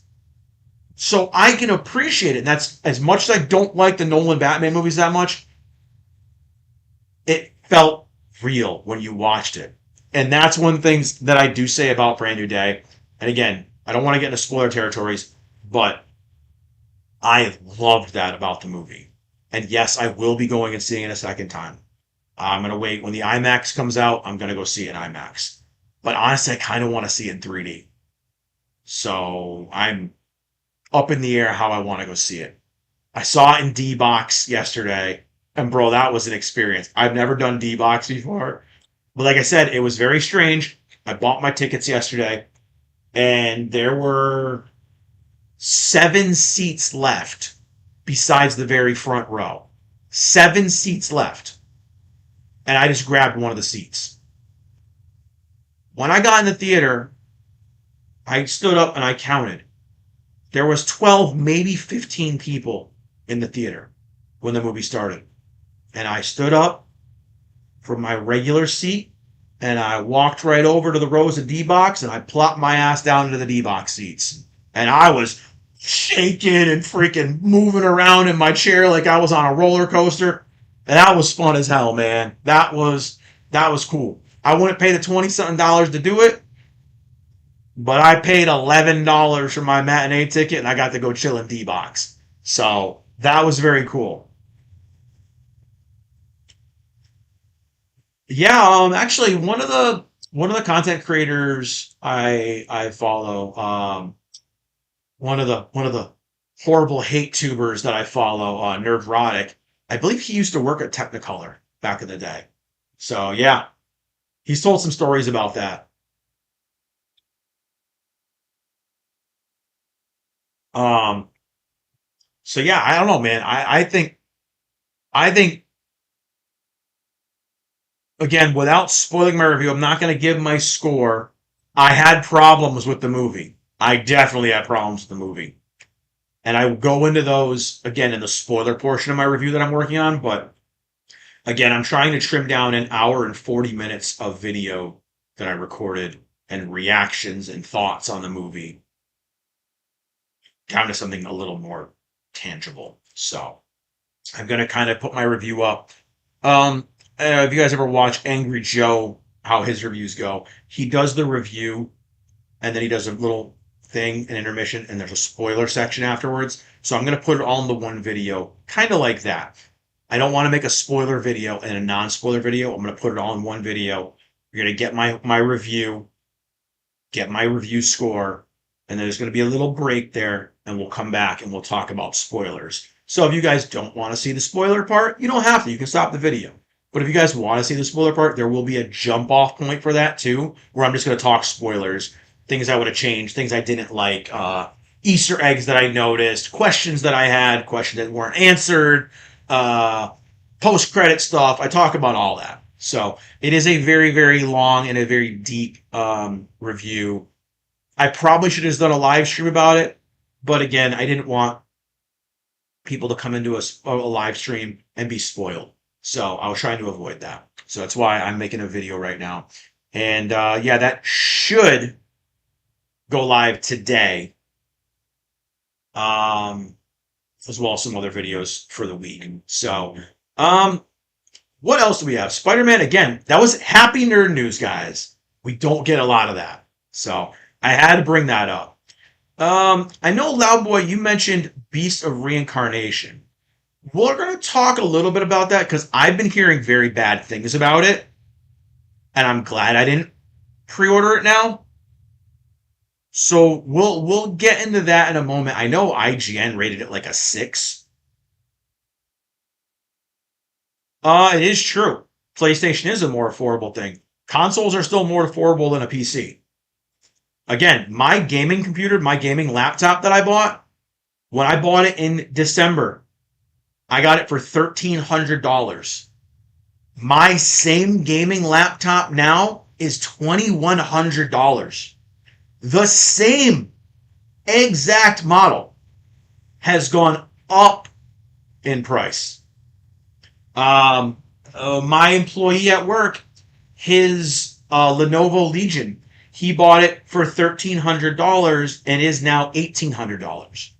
So while the games might be cheaper on PC, your hardware is going to be more expensive. Your maintenance of it is going to be more expensive. Upgrading PCs is not cheap.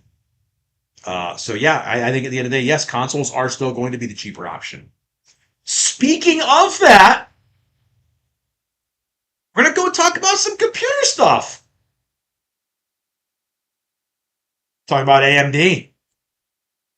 Let's talk a little bit about AMD here. Um, Talk about AMD. I just had a little echo. I'm sorry. Um, right here, AMD reportedly plans to raise GPU prices too.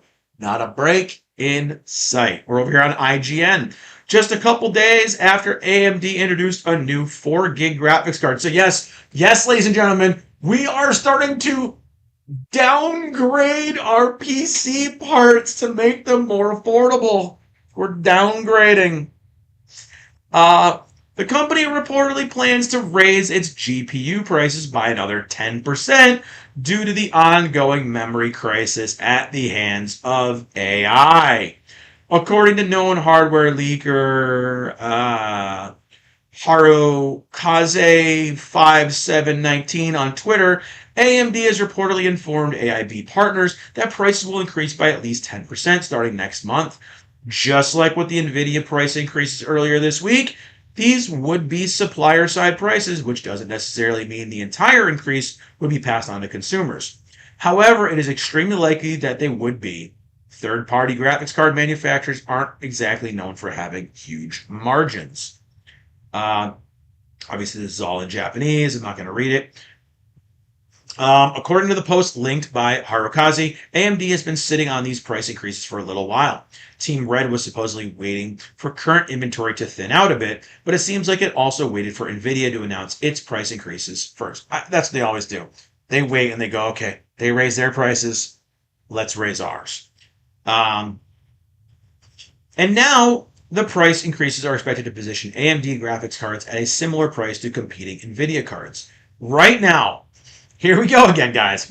You just mentioned it earlier, Loud Boys, that consoles are still cheaper. Here you go. For graphics cards, for GPUs, look at what these pieces are going for now. The flagship Radeon RTX 9070 XT will set you back around 7 to 750 on Newegg's, which is already significantly more than the 599 it launched back in March of 2025. Since that graphics card came out, it's always been a better value than the GeForce RTX 5070 Ti, which performs at about the same level. That's what I have in my laptop, but it costs significantly more right now. After these upcoming prices, it's possible that the value window closes a bit, especially if the price position is expected to be similar to the NVIDIA graphics cards, is to be believed. I've reached out for comment on the price increases and will update as we hear back from the company. Valve has already come out this month saying that prices are only going to get worse. While Sony will probably avoid a price increase on the PS5 for the rest of the year, that story will likely change when the company runs out of RAM after this fiscal year. So that's an interesting story too, because we just said that PlayStation just announced that they've stockpiled enough RAM to produce enough PS5s to fulfill a demand for GTA 6. So there will be no price increases on the PS5 this year. They're done. We'll see.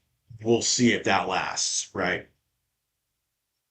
I don't know if that's gonna last. But um, I think it's a very interesting thing that we're in right now. So we're in the time period where everything's getting more expensive, yes. But the biggest problem with it is, and as you mentioned, open AI, we know the reason why the prices are going up. And it's not like it was, a year ago, 2 years ago, whatever, a year ago when we had all the tariff stuff going on, right? And everything's going up because of tariffs. Everything's going up tariffs. Everything's doing tariffs. Well, a bunch of companies got tariff refunds and they didn't pass them on to their customers, guys. So now it's funny because we're not blaming tariffs. We know the problem. The problem can be slowed down, and we're not. We know the problem is AI.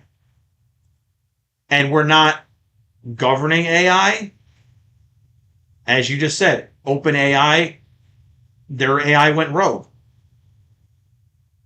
We know the problem, and we're just continuing on with the data centers. We're continuing on with the AI, and we're continuing to increase all of our prices of all of our stuff for the sake of making memes. Because AI right now has no financial value. Maybe it stops, saves you payroll on your HR department or something, but it doesn't really do much. Um, and speaking of price hikes, let's go over to Xbox, our favorite constant screw ups in the gaming sphere. And I know that's a long, wrong reach because Sony's been right there, lockstep with them. But every time Sony does something stupid or Sony does something to piss fans off, Xbox goes, hold my beer, here you go. And they up it too. It's like the two of them are passing the same skunk beer back and forth to each other, seeing who can do the stupidest crap to ruin and tank their company and their gaming division. So let's talk about this. Speaking of price hikes, final nail in the coffin. Xbox price rises revealed, leaving fans stunned as a Series X and S spike by more than a third in Europe. In a place where they're not even selling. We're going to keep raising the price. Oh my God, what are we doing? Imagine having the product that nobody buys and keep raising the prices on it. I don't have a business degree. I'm not a college educated person. But in my opinion, if you want to sell products, you have to price it competitively. And if your product isn't moving at price A, raising it to price B, C, D, and E is not going to help you sell more of the product. But I digress. Let's go to this article. Microsoft has increased the price of its consoles by more than a third in Europe, leaving its fans stunned at how much an Xbox Series X and S now cost. While these price rises are not a surprise, Microsoft announced they were coming back in June. The exact pricing for the Xbox X and S in mainland Europe and UK remained under wraps until now. This is crazy. Wow, this is crazy. In the US, Microsoft previously stated that the 512 gig Series S would rise by 100, while the 1 terabyte would rise by 150. Increases that equate to around, what is that, pounds or quid? I think that's pounds, right? 74 pounds and 111 pounds. The 2 terabyte model will be discontinued completely. So not only are they raising the prices of the ones with the lower memory, but they're getting rid of the ones with the higher storage capability. Gotta love it. Raising your prices and removing options. That's what we do. Taking a play out of Sony's playbook right there. Presumably, it would have become too expensive to be worthwhile making. In the UK and mainland Europe, the actual price rises in pounds and euros are much steeper. The 512 Series S jumped from $299 to $429 with an increase of 130 pounds. So US dollar, right, equations of the US increase was 74 pounds.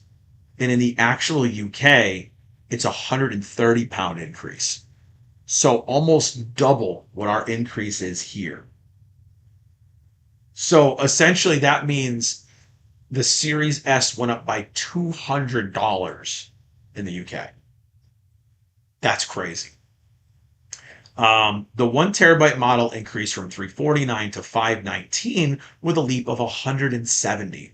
Worse still are the increases in the Series X models, with the 1 terabyte digital up 170 pounds, but the 1 terabyte disk model goes up to 220 pound increase.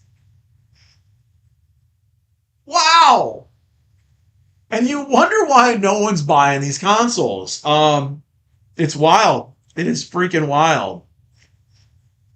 Fans have slammed the huge changes, which are far higher than expected. Final nail in the coffin, wrote one user on the video game for a reset era. Great strategy. That'll definitely lead to more sales, said another. There's no way in 2026 I'd be paying nearly 700 pounds for a Series X with a disk drive. Still trying to process how a console that was sold for $499 almost 6 years ago is now $799. The Series S 1 terabyte is now 100 pounds more expensive than the Series X was at launch. This is mind blowing. And then it goes and it shows you our prices. In the US, Series S basic model went up $100. Series S 1 terabyte, $150. The X digital went up $150. The X disk drive went up $150. And in the UK, it went up even more. So we had a 130 pound difference, almost a 200 pound difference. Again, almost a 150 pound difference, 170 pound difference, 200 pound difference. And in Europe, it's the same way. I don't know. I don't know which one's pounds and which one's which. But yeah, these increases are crazy. Back in June, Microsoft blamed the latest set of price rises as a result of the console shortage and memory prices having increased by more than 2.5% times, with another doubling by the fall of 2027 expected. Can you imagine that memory and RAM and storage is going to go up another 200% by next year? That's crazy. The entire consumer electronics industry is struggling with the current component crisis, but the effects are particularly hard on consoles, Microsoft wrote. Unlike phones, computers, speakers, and other consumer devices, consoles are typically not sold at a profit, but instead for less than what they cost to make. They're usually, yes, they are loss leaders to get people to buy software and peripherals and things like that. The announcement of Xbox console price rises comes ahead of the release of GTA 6 in November, which is expected to increase the demand for PS5 and Xboxes significantly. However, there are concerns that neither Sony nor Microsoft will be able to meet the demand caused by the release of GTA 6, with the AI boom making it particularly hard for hardware manufacturers not only to source components, but to release products at affordable prices. Earlier this year, Xbox CEO Asha Sharma, she's doing a great job, guys. She's doing great, said the spiraling cost of new and existing consoles require radically different business models over the coming generation. She added that the industry had reached a point where it will be hard to imagine mass audiences still being able to afford thousands of dollars for new new console generations. The current PS5 and Xbox Series X and S generation of consoles have seen price increases rather than cost savings. So has Nintendo. Don't forget that. Oh, okay, never mind.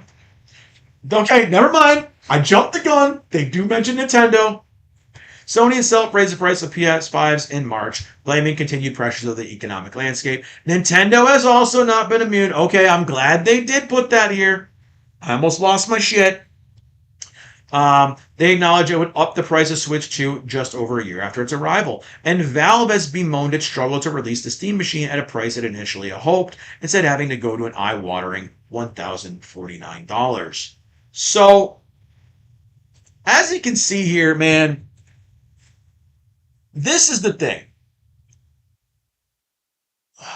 Do I use AI? Yes, I dabble with it. I have it alter my thumbnails and things like that for me. I have it spruce things up. Nothing crazy. If I really put in the effort and the time, I could probably just Photoshop all the stuff myself. I mean, I do basically do all my things in a Lumi photo editor, and then I run them through an AI and go spruce it up a little bit for me, and it adds some little effects and things like that. I could do that myself. Absolutely. Does it save me some time? Sure. Do I have to argue with the AI a lot? Absolutely. My thumbnail today, I had to argue with the AI. because it kept screwing stuff up. And I'm like, can you please just do what I'm telling you to do? Um, could I do without AI? Absolutely. Do I think we could all do without AI? 100%. Do I think that AI is causing more problems in every aspect, everywhere? Yes. I do think that AI is causing a problem for content creators. I think AI is causing a problem for businesses. I think AI is causing a problem for manufacturers and customers. I think AI is a great tool, but it is being pushed out as something more than a tool, right? I think that AI is something that, again, now that we've already opened Pandora's box, we can't close it, right? As Loudboy said earlier, one of the AIs was going rogue. That's going to happen eventually. It's not just a theory. Terminator 2, man, The Matrix, it's coming. You know, not right away, but it's coming. Um, I think somebody has to go and look at things and go, when is enough enough with AI? Either we have to cap the amount of data, we have to put a cap on AI, we have to do some kind of control measure. We can't just keep demolishing neighborhoods and putting up data centers and using all of our components for all of our daily use for an AI data center. We can't keep doing this. There is not enough production. There is not enough manufacturing. There is not enough anything to keep up with the need. And until the AI can produce its own products, it's not doing anything beneficial for us. Sure, it can crunch numbers, but it doesn't do anything useful. I'm hearing they're going to be closer to $1,000, Loudboy. I'm hearing it's going to be closer to 1,000. They already said PlayStation 6 they're going to wait on.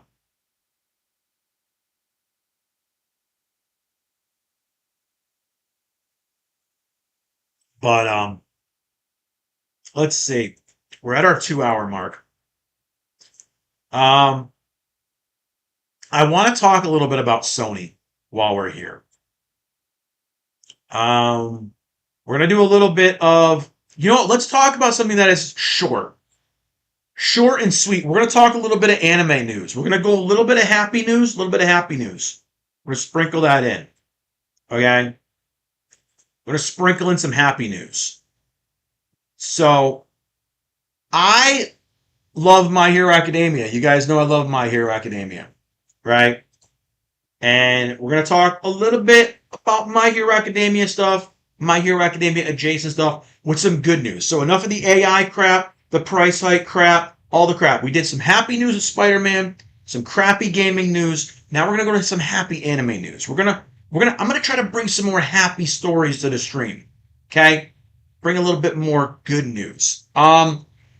So I've been excited about this. And we finally got it. My Hero Academia, I'm going to go over here to Screen Rant first. My Hero Academia released its last episode. And I'm not going to lie, I have watched it 10 times maybe already. And I've teared up every time. Okay? I'm not going to lie. So, over here on Screen Rant, the wait is over. My Hero Academia is finally back with a brand new episode in just one day. It's not in just one day. It's already out. My Hero Academia's anime is celebrating a major milestone in grand style. The beloved series, which premiered in April of 2016, became one of the most popular anime franchises in Shonen Jump's new generation. To mark its 10th anniversary, the franchise announced a special episode that will adapt the manga's final extra chapter, bringing the series to a full close for fans around the world. The best part is fans only had to wait one day to watch it on Crunchyroll. They released the More episode on May 2nd of this year, which was actually really freaking good. I loved it. marking the anime's definitive farewell. This new bonus episode adapted a one-shot chapter, I'm a Hero 2, centered around Eri, drawn by Horikoshi and included in the My Hero Academia Ultra Age fan book, which was released in December of 2024. With just one day left until its premiere, that's already late, it already premiered, My Hero Academia has given fans a new sneak peek at what they expect from the episode. And obviously, we're going to see in the new My Hero Academia OVA, titled I'm a Hero 2, was shown an advanced screening at Anime Expo in Los Angeles. The official My Hero Academia X subsequently confirmed that the OVA would premiere on August 3rd, and thankfully, international audiences won't have to wait long. It was revealed that July 24th, the episode would have a simulcast on Crunchyroll in sub and dub. So yes, it is already out. The only problem, and we'll get into that, but here it is right here. My Hero's new OVA celebrates everything fans loved about the series. The new My Hero OVA closes the book on a decade-long journey, while the anime's epilogue provided closure to the relationship between Izuku and Uraraka. I'm a Hero 2 is a tribute to everything the heroes strove to achieve throughout the series. Furthermore, the special offers a final glimpse at the hero rankings after Deku's return to action, making it a must watch for fans curious for stands after things ended, right? So at the end, we obviously saw the giving of the suit to Izuku, right? The Deku. And we've got right here, My Hero Academia confirms the new number one hero after the anime's final time skip. And this is over on comicbook.com. Their site is just ad pop up like crazy. So we're going to have a lot of blank pages here. My Hero was officially returned with the anime special, and its new time skip finale short has confirmed that there's a new number one hero now firmly in place heading into the future. My Hero Academia kicked off the 10th anniversary of the original debut this year, and with it has brought the anime back with some cool returns. Although the TV anime series ended its run last year after its 8th and final season, the anime had come back for 2 new specials to explore more of the future. In the final episode of My Hero Academia, skipped ahead forward about 10 years following the end of the fight against All for One, and revealed what Izuku, Midori, and the others will be doing in their future careers. The anime then returned for a special epilogue earlier this spring, exploring more of that future, and has now come back to this summer with a new short, taking things even further with the final confirmation of the top 5 heroes in the rankings now that Deku is back in action. Here's the new number one hero. My Hero Academia confirms its final top hero rankings in the anime. Dude, look at Lemillion and Deku looking like the bosses over here, bro. I'm sorry. So My Hero Academia, I Am a Hero 2 is streaming on Crunchyroll. It's amazing, guys, but it's only like 6 minutes long. Okay? Full disclosure, it should have been a damn full episode. I'm sad that it was not longer. But damn it, again, I've watched it 10 times now, and I tear up every time I watch it. Yes, I'm not ashamed to admit that. It tears me up. I watched this morning before I streamed, and I had to do this before I started the stream because I'm like, bro, I'm going to be crying on stream. Okay? It's incredible. It's simple, and it gives closure. It gives a little bit of a peek at everybody, and I love it. So the brand new anime short sets the events of after the special epilogue released earlier this spring. It adapts the final few pages of manga from Horikoshi and gives one final update on Deku's hero future. The epilogue revealed that Deku was considering getting back into his pro hero work on a part-time basis after getting access to a special suit that his Class 1A friends helped build, and he's risen through the ranks fast. It's revealed in the short, so spoiler alert, guys. It's revealed in the short that sometime after the events of the original MHA anime and the epilogue episode that Deku has already made it to 4th place in the top hero rankings. Bakugo was inspired by seeing Deku back in action, that although he was previously number 15, he's jumped up to number 5. So here are our top 5 in the final hero rankings. Lemillion, Todoroki, Mount Lady is the surprising one. Deku, and Great Explosion Murder God Dynamite. So, although he's not the new number one hero, much like fans expected when My Hero Academia first began all those years ago, this is still a perfect ending for Deku. Lemillion taking on the proper top hero spot also makes a lot of sense, considering how big of a deal he was during the main series. It's almost considered to be the next in line, following All Might's time with All for One before everything went down. Deku's been able to be near the top, but is still yet to have a full-time career in it, so he's still a teacher. Deku becoming a teacher at the end of the series without any powers did kind of rub fans the wrong way, as it felt like a step down. Those are garbage fans, and I'm sorry they're wrong. You're wrong, just like the shippers, you're wrong. Deku's ending was a perfect way to end the series. Having Deku keep the power, be almighty, be all this forever, just wasn't for Deku. It was a perfect circle moment. He started out being inquisitive, wanting to learn, taking notes, being smart, using his knowledge and everything else, and wanting nothing more than to be a hero. He got to be a hero.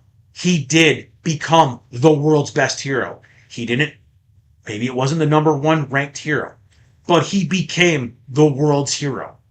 He did what it was advertised as.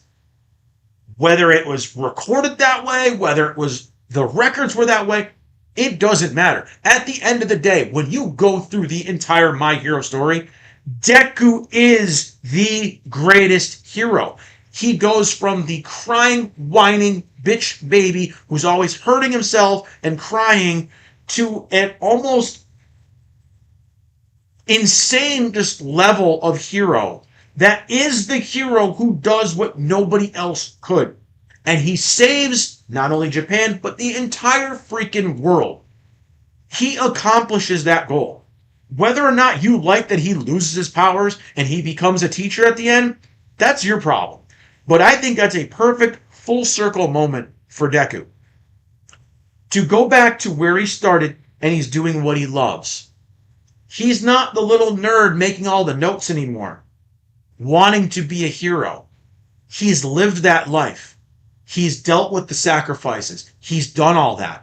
And now what is he doing? He's taking everything that he's done and everything he's experienced and everything he's learned, and he's doing exactly what he was good at from the beginning. He's teaching the next generation. He's teaching others. It is a beautiful full circle moment. I love it. And I think if you're one of those people that hates it, you're probably one of those people that are mad that Deku and Bakugo weren't banging. Okay? Go back to your parents' basements. Sorry. I get heated about the My Hero fandom because there is a lot of degeneracy in it, and that's just anime in general now. So Deku becoming a teacher rubbed people the wrong way, yeah, whatever. The final button on the anime further proves is ultimately the best decision for him as Deku. Yes! Not only as a great hero who saved the world all those years later, but is directly influencing the next gen through his teaching in a much more direct way than All Might ever did.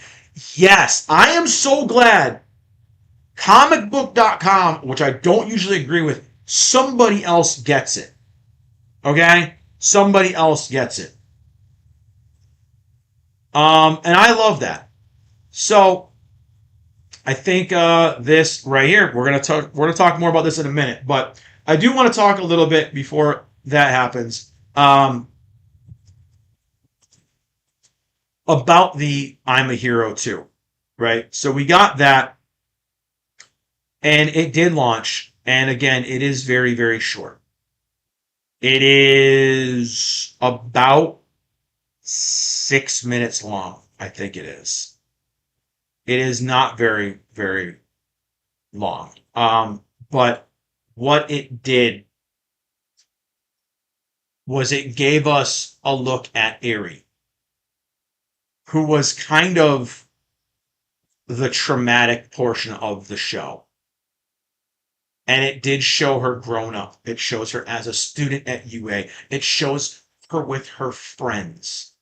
That she has friends, she's smiling, she's grown up, and she's going around the school, and you get to see a glimpse at all of your Class 1A students. It's very brief, but you get to see them. And it's a little just short about Eri doing a performance. And it's cool because she says, I don't want everybody else to be there in the crowd because I want them to see me for me. And I love that she says that. And dude, I'm gonna try to not get teared up, okay? I'm trying not to. It was so short and still perfectly done. But damn it, I wanted it to be longer. But in that short little 7 minute, 6 minute short that we got, there was more emotion in that than we get in most modern day content. And to see the little girl that was never smiling and just suffered, you know how much she suffered in that series.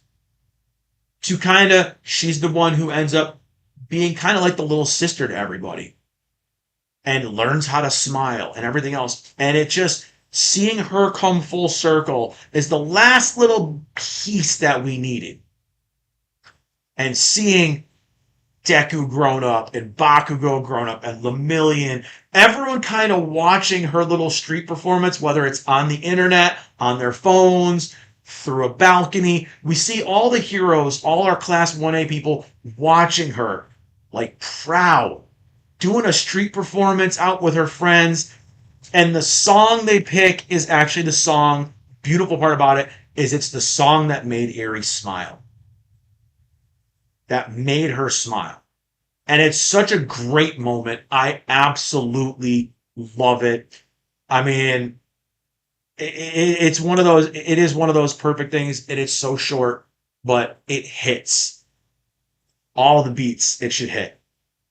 And I adore it. If you have not watched it, watch it. Watch it 5 times. Watch it 6 times. Watch it a dozen times. Dude, it's so good. And it's such a little segment with so much emotion behind it for being such a very, very brief episode. I don't know how they pulled it off, but they did it. And I love it. I love it. I think it's absolutely amazing. And I want more My Hero.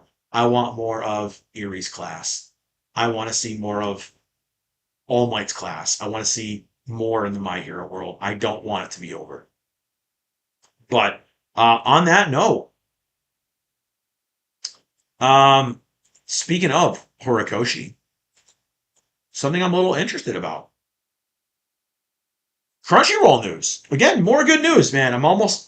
I fought back the tears, man. All right, I was getting a little emotional. My Hero Academia creator, Koei Horikoshi, to publish a new horror manga one-shot in Shonen Jump this August. I don't know about y'all, but I'm excited. I'm a little bummed it's only going to be a one-shot, but I'm a little excited. Here's our only preview art that we have of it.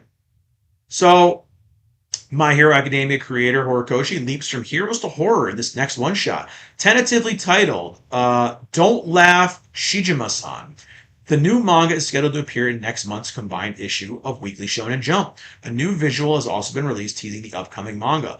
This 61-page one-shot marks Horikoshi's first manga since the conclusion of My Hero Academia in August 2024. The manga is described as a boy meets girl horror story. Sign me up! Issue 3738 of Weekly Shonen Jump hits newsstands on August 10th. Shonen Jump app subscribers can read the new issue as it released, though the app is not confirmed whether this one-shot will be released in English. So they don't really tell much about what it's about. All we know is it's a boy meets girl horror series. And you know what? Sign me up. Sign me up. And yep, Loudboy, yep, you said that. But it is only a one shot. It's a one shot, so it's not a series. Hopefully, again, I'm hoping we don't. This is going to be the last we see of him. I hope we're going to get more. I'm trying to look and see what else we were supposed to talk about today. Make sure we covered everything. Spider-Man, AMD, Xbox, PlayStation. Oh, yes. We got to finish off with shitting on Sony. Let's just... Which one of these articles do I want to go with first? They both happen on the same day. So we're going to start off, again, and this is from a Sony fanboy. but I gotta call it out when it happens. I gotta shit on the company when they deserve to be shit on, and Sony is deserving all of the stinky, sloppy, diarrhea shit that could ever be dumped on them right now. They are continually making stupid decisions and pissing off their fan base. And let's go into this. I'm going to have two IGN articles about PlayStation we're going to go over real quick. Sony says the discontinuation of PlayStation Disc won't have any negative impact on its business now or in the future. Tell me you don't know your fans without telling me you don't know your fans. 82% digital download ratio for full game software across PS4 and 5, which we've already shown has been debunked. Those are false numbers. Just saying. Sony's controversial decision to discontinue PlayStation Disc is not having any impact on its business now and doesn't see any negative impact in the future either. Speaking during an investor-focused Q&A following its first quarter financial results, Sony CFO Lin Tao answered multiple questions about the company's decisions to kill discs, which has sparked backlash online. Tao was asked if Sony saw any impact now or in the future, which will see PlayStation Disc production come to an end in 2028. We're not seeing any impact on our business as of now, Tao said. Going forward, about the content sales, large part is already digitized. Therefore, as a result of the discontinuation of a disc, we don't see that there will be any negative impact on our business. However, as I already said, the users, the players, have attachments, and we have to think about how to respond to those feedbacks. Earlier in the Q&A, Tao said Sony wouldn't change its mind, while acknowledging strong views from the video game community.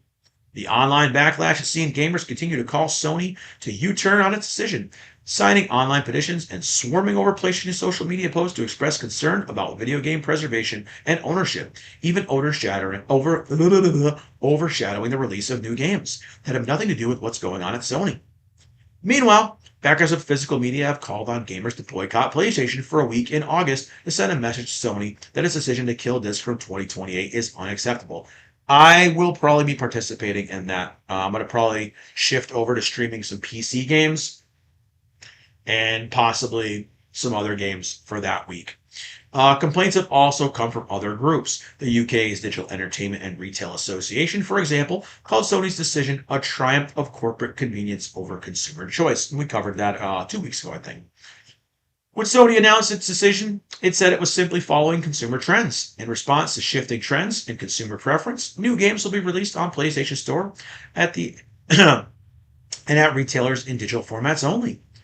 Sony's latest financials show an 82% digital download ratio for full game software across PS4 and 5. Reinforcing this trend, the senior director and video game industry advisor at Circana recently said that just 7 PlayStation video games has sold more than 100,000 physical units so far this year in the US. Only 2 PlayStation video games sold more than 10,000 physical units in the US during the week ending July 11th. There are, of course, instances of companies reversing controversial decisions amid backlash, but as analysts have told IGN, it remains unlikely that Sony will U-turn on this. For Sony, going all digital for new game releases will earn it more money from every sale at the time, when console sales are expected to plummet due to their rising costs. And I think that's one of the big factors, is they're going to go, well, we need to make all the money we can from these video games because we're going to lose all of our money on consoles. I do believe that's one of the reasons why. For first-party PlayStation games such as Last of Us, Sony will only keep around 65% of the money from a physical copy, with around 30% going to the retailer and roughly another 5% to manufacturing costs. We've actually read into that. It's 2% going to manufacturing costs. Meanwhile, for a physical copy of a third-party game, such as Activision Call of Duty, Sony will get a licensing fee of around 15%. For downloads, the margins are much higher. For a first-party game at Sony's own PlayStation Store, the company gets 100%. For third-party games, it gets a 30% cut. So, yeah, we're going over here. Sony acknowledges the strong views on decisions to kill PlayStation games, but insists we're going to move cautiously forward. Sony has said it won't change its mind on killing PlayStation Disc in 2028, acknowledging strong views from the video game community. The online backlash has seen gamers continue to call Sony to U-turn. This is kind of just a rehash of the other article, but it is that's weird. We did the same article basically in 2 days on IGN. So we won't cover both those, but it's very interesting to see them get these numbers. Yeah, I'm not an iPhone guy. I mean, I've got literally Android and Android. I've got two Androids, so I I'm not an iPhone guy. Uh, I think iPhones are the most overrated pieces of trash. Um, I do. I think they're overrated. But iPhone people are like Nintendo feet people, man. They'll gobble up anything they slobber out, and they'll do it with a smile. Um, but yeah, I only had two other stories to really talk about, and they were very minor things. One was about the AI generated K-pop video from ShiftUP that people are just going really, really nuts. Um, and about Rockstar reporting that they killed Midnight Club 5. So let's go into the Rockstar thing because I'm very interested to see what people think about that because I love the Midnight Club games. I think it's fascinating that we wouldn't make another one. So two quick articles we're going to go over before we end the stream. So Rockstar Games killed Midnight Club 5 because it wasn't as big as GTA, one of the designers claims. Wasted. An ex-Rockstar Games designer claims the studio killed the Midnight Club franchise as it wasn't as big as GTA. In an interview with Insider Gaming, former Rockstar senior designer Chris Roberts was asked about Midnight Club's fate, having worked on the franchise at Rockstar San Diego, the studio that helmed Rockstar's arcade franchise, racing franchise and led development on the first Red Dead Redemption. Um, the freaking Midnight Club games were amazing. Roberts noted that a fifth Midnight Club game was in early development following the release of Midnight Club LA, and the team had even prototyped new locations, including London. Unfortunately, the plug was pulled on the racing game during development phase. Roberts noted that there was a non-trivial conflict between Rockstar San Diego and the more central Rockstar New York. The designer noted that while there had been legitimate frustrations over missed deadlines on the previous Midnight Club game, Rockstar still hadn't given the racing series its props, as it wasn't nearly as big as GTA. The perception was that we never got the accolades or the reception. You're not GTA. When you're the redheaded stepchild project, we're doing a good job, we're world class, but we're still treated less than. It was challenging. And I think that's a damn shame. Roberts also stated that Midnight Club kept players more engaged than competitors like Need for Speed and Burnout. It did 100%. But it wasn't enough. Unfortunately, the cancellation of Midnight Club 5 signaled to a lot of people that the franchise was unlikely to return, and as a result, remaining staff moved to work on Red Dead Redemption or other projects within Rockstar. What? Grand Theft Auto remake? When they canceled it, it was pretty clear that there would be no more Midnight Club and everything was going to be GTA and stuff moving forward, and that's just the way it was going to be. One of the big complaints from fans is that Rockstar hasn't diversified enough since GTA 5. A sequel to Red Dead Redemption made sense as the studio's follow-up, but it has now meant that Rockstar has been in the loop of GTA and Red Dead for more than a decade and a half. Some fans fear this is the future of Rockstar and that we won't get more unique, smaller-scale games like Bully, LA Noire, or Midnight Club anymore. Rockstar will have the opportunity to do whatever it wants after GTA 6, given it will make unfathomable amounts of money. The studio is publishing a pair of Max Payne remakes, which I'm very excited about, developed by Remedy, but it's unclear when these will see the light of day. Whether or not Rockstar will revisit any of these dormant franchises itself or try something new after GTA 6 remains to be seen. Are there any thoughts about that? Are there any Midnight Club fans? Honestly, I adored those games. Midnight Club Dub Edition was freaking, it was a revelation when that came out. I don't know if any of y'all played Midnight Club Dub Edition, but bro, that game was it. Yes, one of the best racing games. Yes, dude. So freaking good. It was incredible. And that was all all my friends, it's all we played. And the soundtrack was great. Even like the old Need for Speed games, like Need for Speed, oh my god, the street racing ones. I'm forgetting what they were called, but that was a time, man, back when those games came out. And they were incredible. And it's a shame to hear that we got them canceled. Uh but yeah, I mean, I guess we can talk about this real quick because it's kind of funny. Um, you guys know I love Stellar Blade. I loved Stellar Blade more than I think most people did. I loved the story. I loved the lore it was creating. Damn it, I loved the main character. And we got a sequel announced with a younger looking protagonist that kind of sparked some controversy online. And Shift Up just kind of doubled down with pissing people off. Um, I'm not gonna play the actual music video because I don't want to get hit. But I don't know if any of y'all saw this. Stellar Blade Blood Rain dev Shift Up released an entirely AI generated K-pop music video starring Eevee, and pretty much everyone hates it. I agree. It was so cringe. I don't know what they were thinking. But my hype for this game has been genuinely damaged with this shit.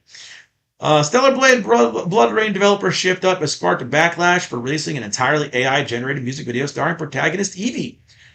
We Want a Wanna Be in Love featuring Eevee, Stellar Blade Blood Rain, was published to South Korea developer Shift Up's YouTube channel on July 31st as a K-pop twist on the upcoming action game.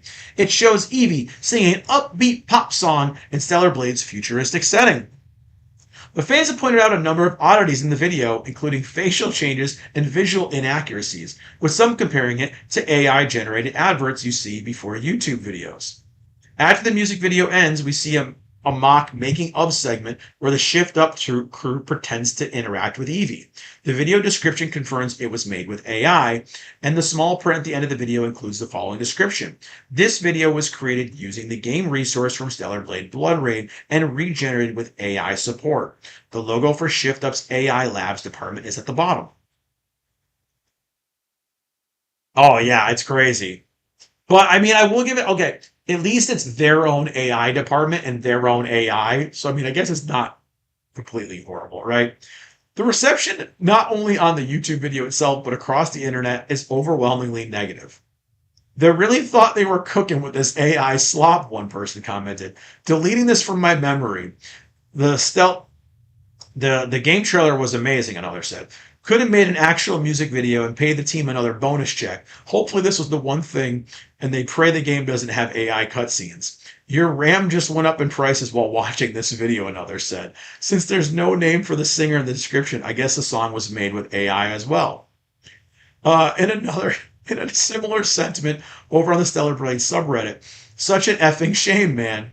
I love almost everything about this company and its games, but the damn CEO's obsession with AI is seriously bringing the whole thing down. You have the talent and resources to make the quality content. Despite all that, you decide to make slop like this. My hype for this game has been genuinely damaged with this shit. That's a reference to Shift Up boss Kim Hyung Tai, who is a vocal prominent of generative AI. In January, he said that without the use of AI, devs in smaller nations would struggle to keep up with studios in places like the US and China. We devote around 150 people to a single game, but China puts in between 1 to 2,000. We lack the capacity to compete, both in terms of quality and volume of content, he said. Using AI would not result in job losses, he insisted at the time, but instead make employees more valuable, as one person can perform the work of 100 people. Well, then that does take away jobs, because that one person is taking the job of 100 people, right? So make the math. Um, I don't know how that makes sense, but sure, whatever makes you just comfortable with your bad opinion. That's great. Uh, He promoted the music video on X, asking viewers to share their thoughts with the studio. He got his wish.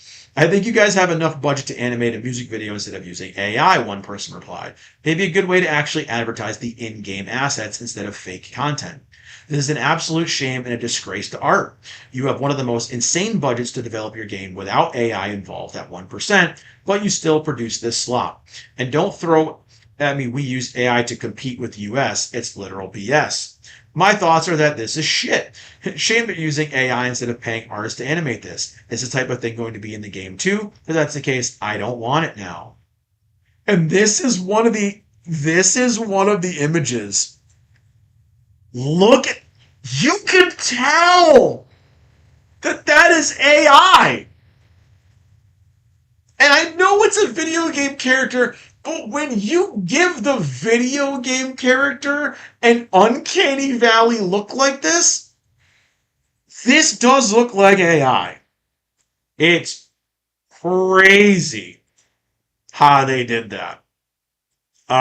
Crazy. So in June, he discussed the design of the new main character, Evie, highlighting the difference between her and the first game's Eve protagonist. ShiftUP announced Stellar Blade Blood and Rain at Summer Games Fest with an eye-catching trailer that revealed Evie, a brand new main character who prefers to punch her way through enemies and then take the slice and dice approach. The biggest talking point coming out of the trailer was the design of Evie herself, with some expressing concern about her seemingly childlike face and the contents of her more adult-sounding voice and body design. And dude, here's more of it right here. This is just, look, everything about this it does look AI. It's horrible. Um, Even Stellar Blade was a highly sexualized character, so he asked if he was worried about using a young-looking character in Blood Rain would run the risk of people viewing Evie in a way the developer doesn't want. I don't know, man. It's crazy. So then we've got right here another article the same day. ShiftUp CEO defends Stellar Blade Blood Rain AI music video against player backlash. We would truly appreciate it if you could view the work with understanding in mind. So I'm kind of skipping along to some of these because it's pretty freaking crazy.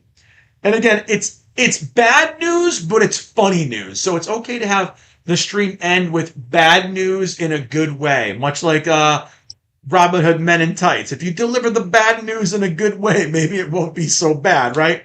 So this is bad news, but in a very humorous way. So I'm okay with this.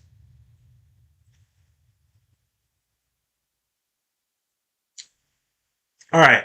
In the video, it shows the game's main character Evie singing and dancing to an upbeat song called Wanna Be in Love. It's very obviously AI generated, containing all the signature tells of such content, including nonsensical written wording, inconsistencies in character models, and a blurred airbrush filter over it.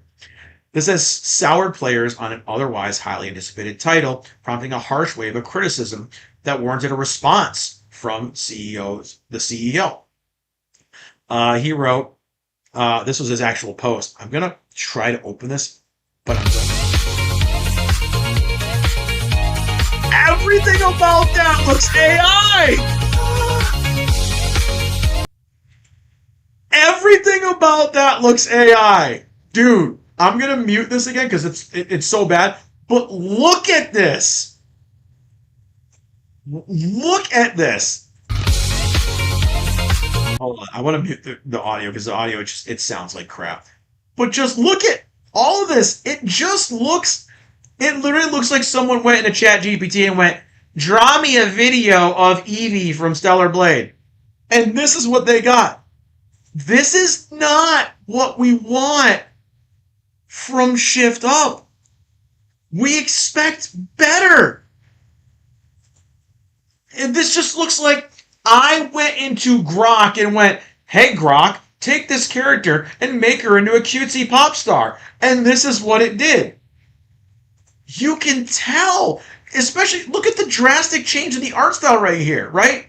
So it goes from this to that and this. And the fake people behind her, it just, why would you do this? Like that to that, like you can just see the difference and the uncanny valley look. I mean, the fake, again, they said the blur, the fake blur effect, all of this looks so, I know it's a video game character, goddammit, but it all looks so AI.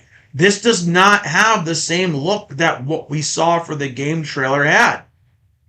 And I can see why people are pissed about it. So he wrote right here, Evie, the character at the heart of this video, was created from head to toe by our talented artists and modelers through more than a year of dedicated work. The AI is not creating her from scratch. It's rendering and presenting the character based on the data designs. What did they say? The data designs. Oh, right here. And craftsmanship our team created. We would truly appreciate it if you could view the work with that understanding in mind. Unsurprisingly, this explanation didn't put players' minds at ease. If anything, it left them even more frustrated and confused, with some pointing out that training an AI model on the designs of ShiftUP designers does them a disservice and even bastardizes the artistry behind all their hard work. It's true, man, because you can see, like, that's what she looks like in the game. And there's the booty too, but that does not look the same. It looks very uncanny valley. So it's pretty wild to see that come up, and then again him defending it. So it's pretty crazy. But that's going to be it for today, man. I got through every topic I wanted to cover and then some. So, as always, I'm going to go through the figures one more time.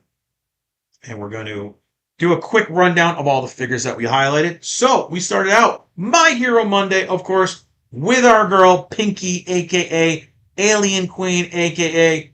that time I got reincarnated as a sexy slime girl. Our girl Mina, of course, from the Ben Presto Amazing Heroes line. Absolutely love this. Love Mina. Love her look. Love her fit. Awesome piece. And is one of the few Mina figures that we actually have. Twin Tuesday went over.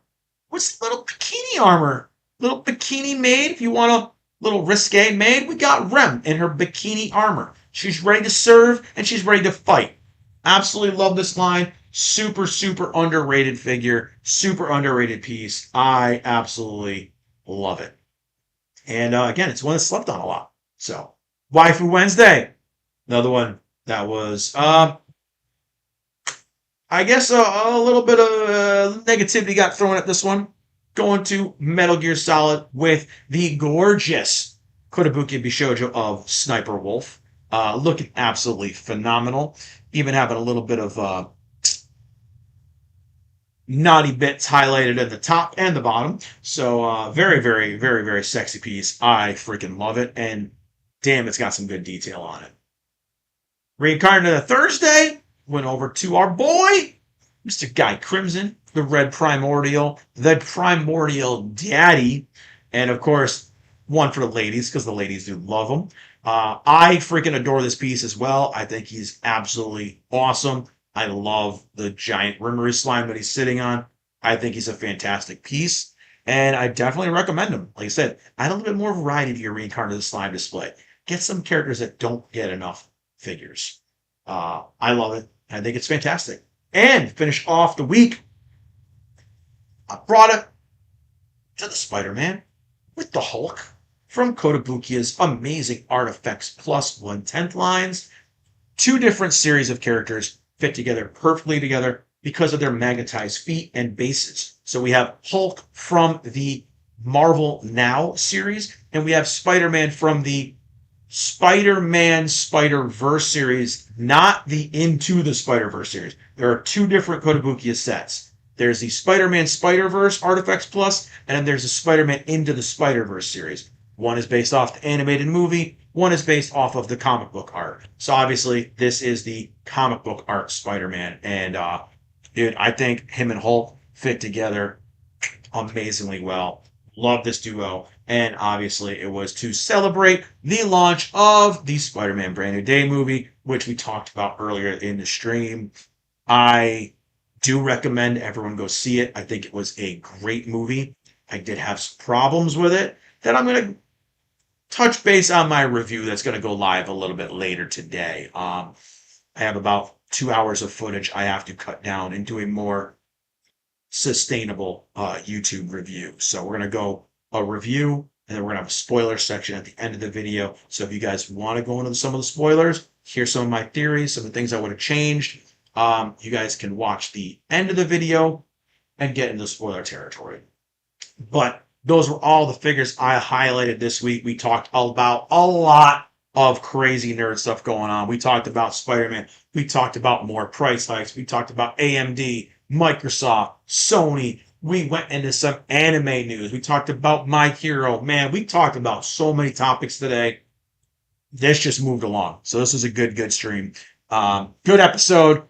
Had some positive news for a change today, and I like that. Hopefully, in the weeks to come, we get more positive nerd stories. But with the price increases and the layoffs and the AI nonsense, it is becoming harder and harder to find more good nerd news. So I'm happy that we had some good stories to talk about today. But that's going to be it for today's episode.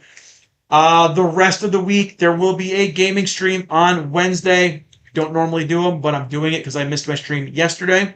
Gaming stream Wednesday, gaming stream Thursday, gaming stream Friday. Saturday, I go on vacation, and I will not be back until Tuesday of, not next Tuesday, but the Tuesday after that. So 2 weeks from today, I'll be back live streaming Caffeinated Collector episode 28. So I'm going to miss a week next week. If I can get a decent signal where I'm on vacation, we may try to do a podcast. I'm not sure though. If we do, it'll only be here on the YouTube side. It will not be multi-streamed because I have to save my bandwidth where I can. But we're going to kind of play it by ear and see how I can do it. If I can do a stream from where I'm on vacation, from a campground, we'll see if I can do it. But that is something completely up in the air. So later on today, I'm hoping to get my Spider-Man review posted. That'll be on YouTube. Tomorrow we have an unboxing of Lord Rimuru, another Ichiban Kuji figure. Prize figure face-off on Friday. And just shorts, reels, clips, and things like that going on here the rest of the week. So that is what to expect. Next week, I'm going to try to pre-record some videos, pre-upload them before I leave, have them set for specific times. So hopefully we can get at least some videos dropping next week in lieu of not being able to do any gaming streams. So that's going to be it. Thank you guys so much for watching. If you like the video, if you like the live, if you like the VOD after, do me a solid. Click the like button, the subscribe button, the share button. Spread the nerdiness.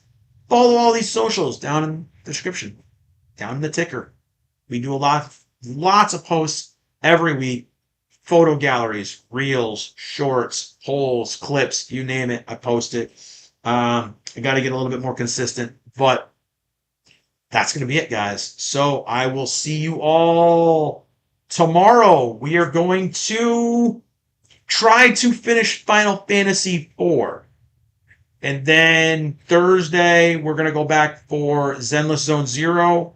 And Friday, I think if the Neverness to Everness update happens, we'll be doing Neverness to Everness. So that's the tentative game plan. And that should be it. That's going to be it for today, guys. So thanks again to everyone who came in and chatted, everyone who came in and lurked, and everyone watching the VODs afterwards, guys. I appreciate the support. Don't forget to check out all the videos on the channel, man. Anime figures, collectibles, video game stuff, you name it. I got something for you on the channel. Don't forget to check them out. And I'll see y'all hopefully tomorrow. Bye, everyone.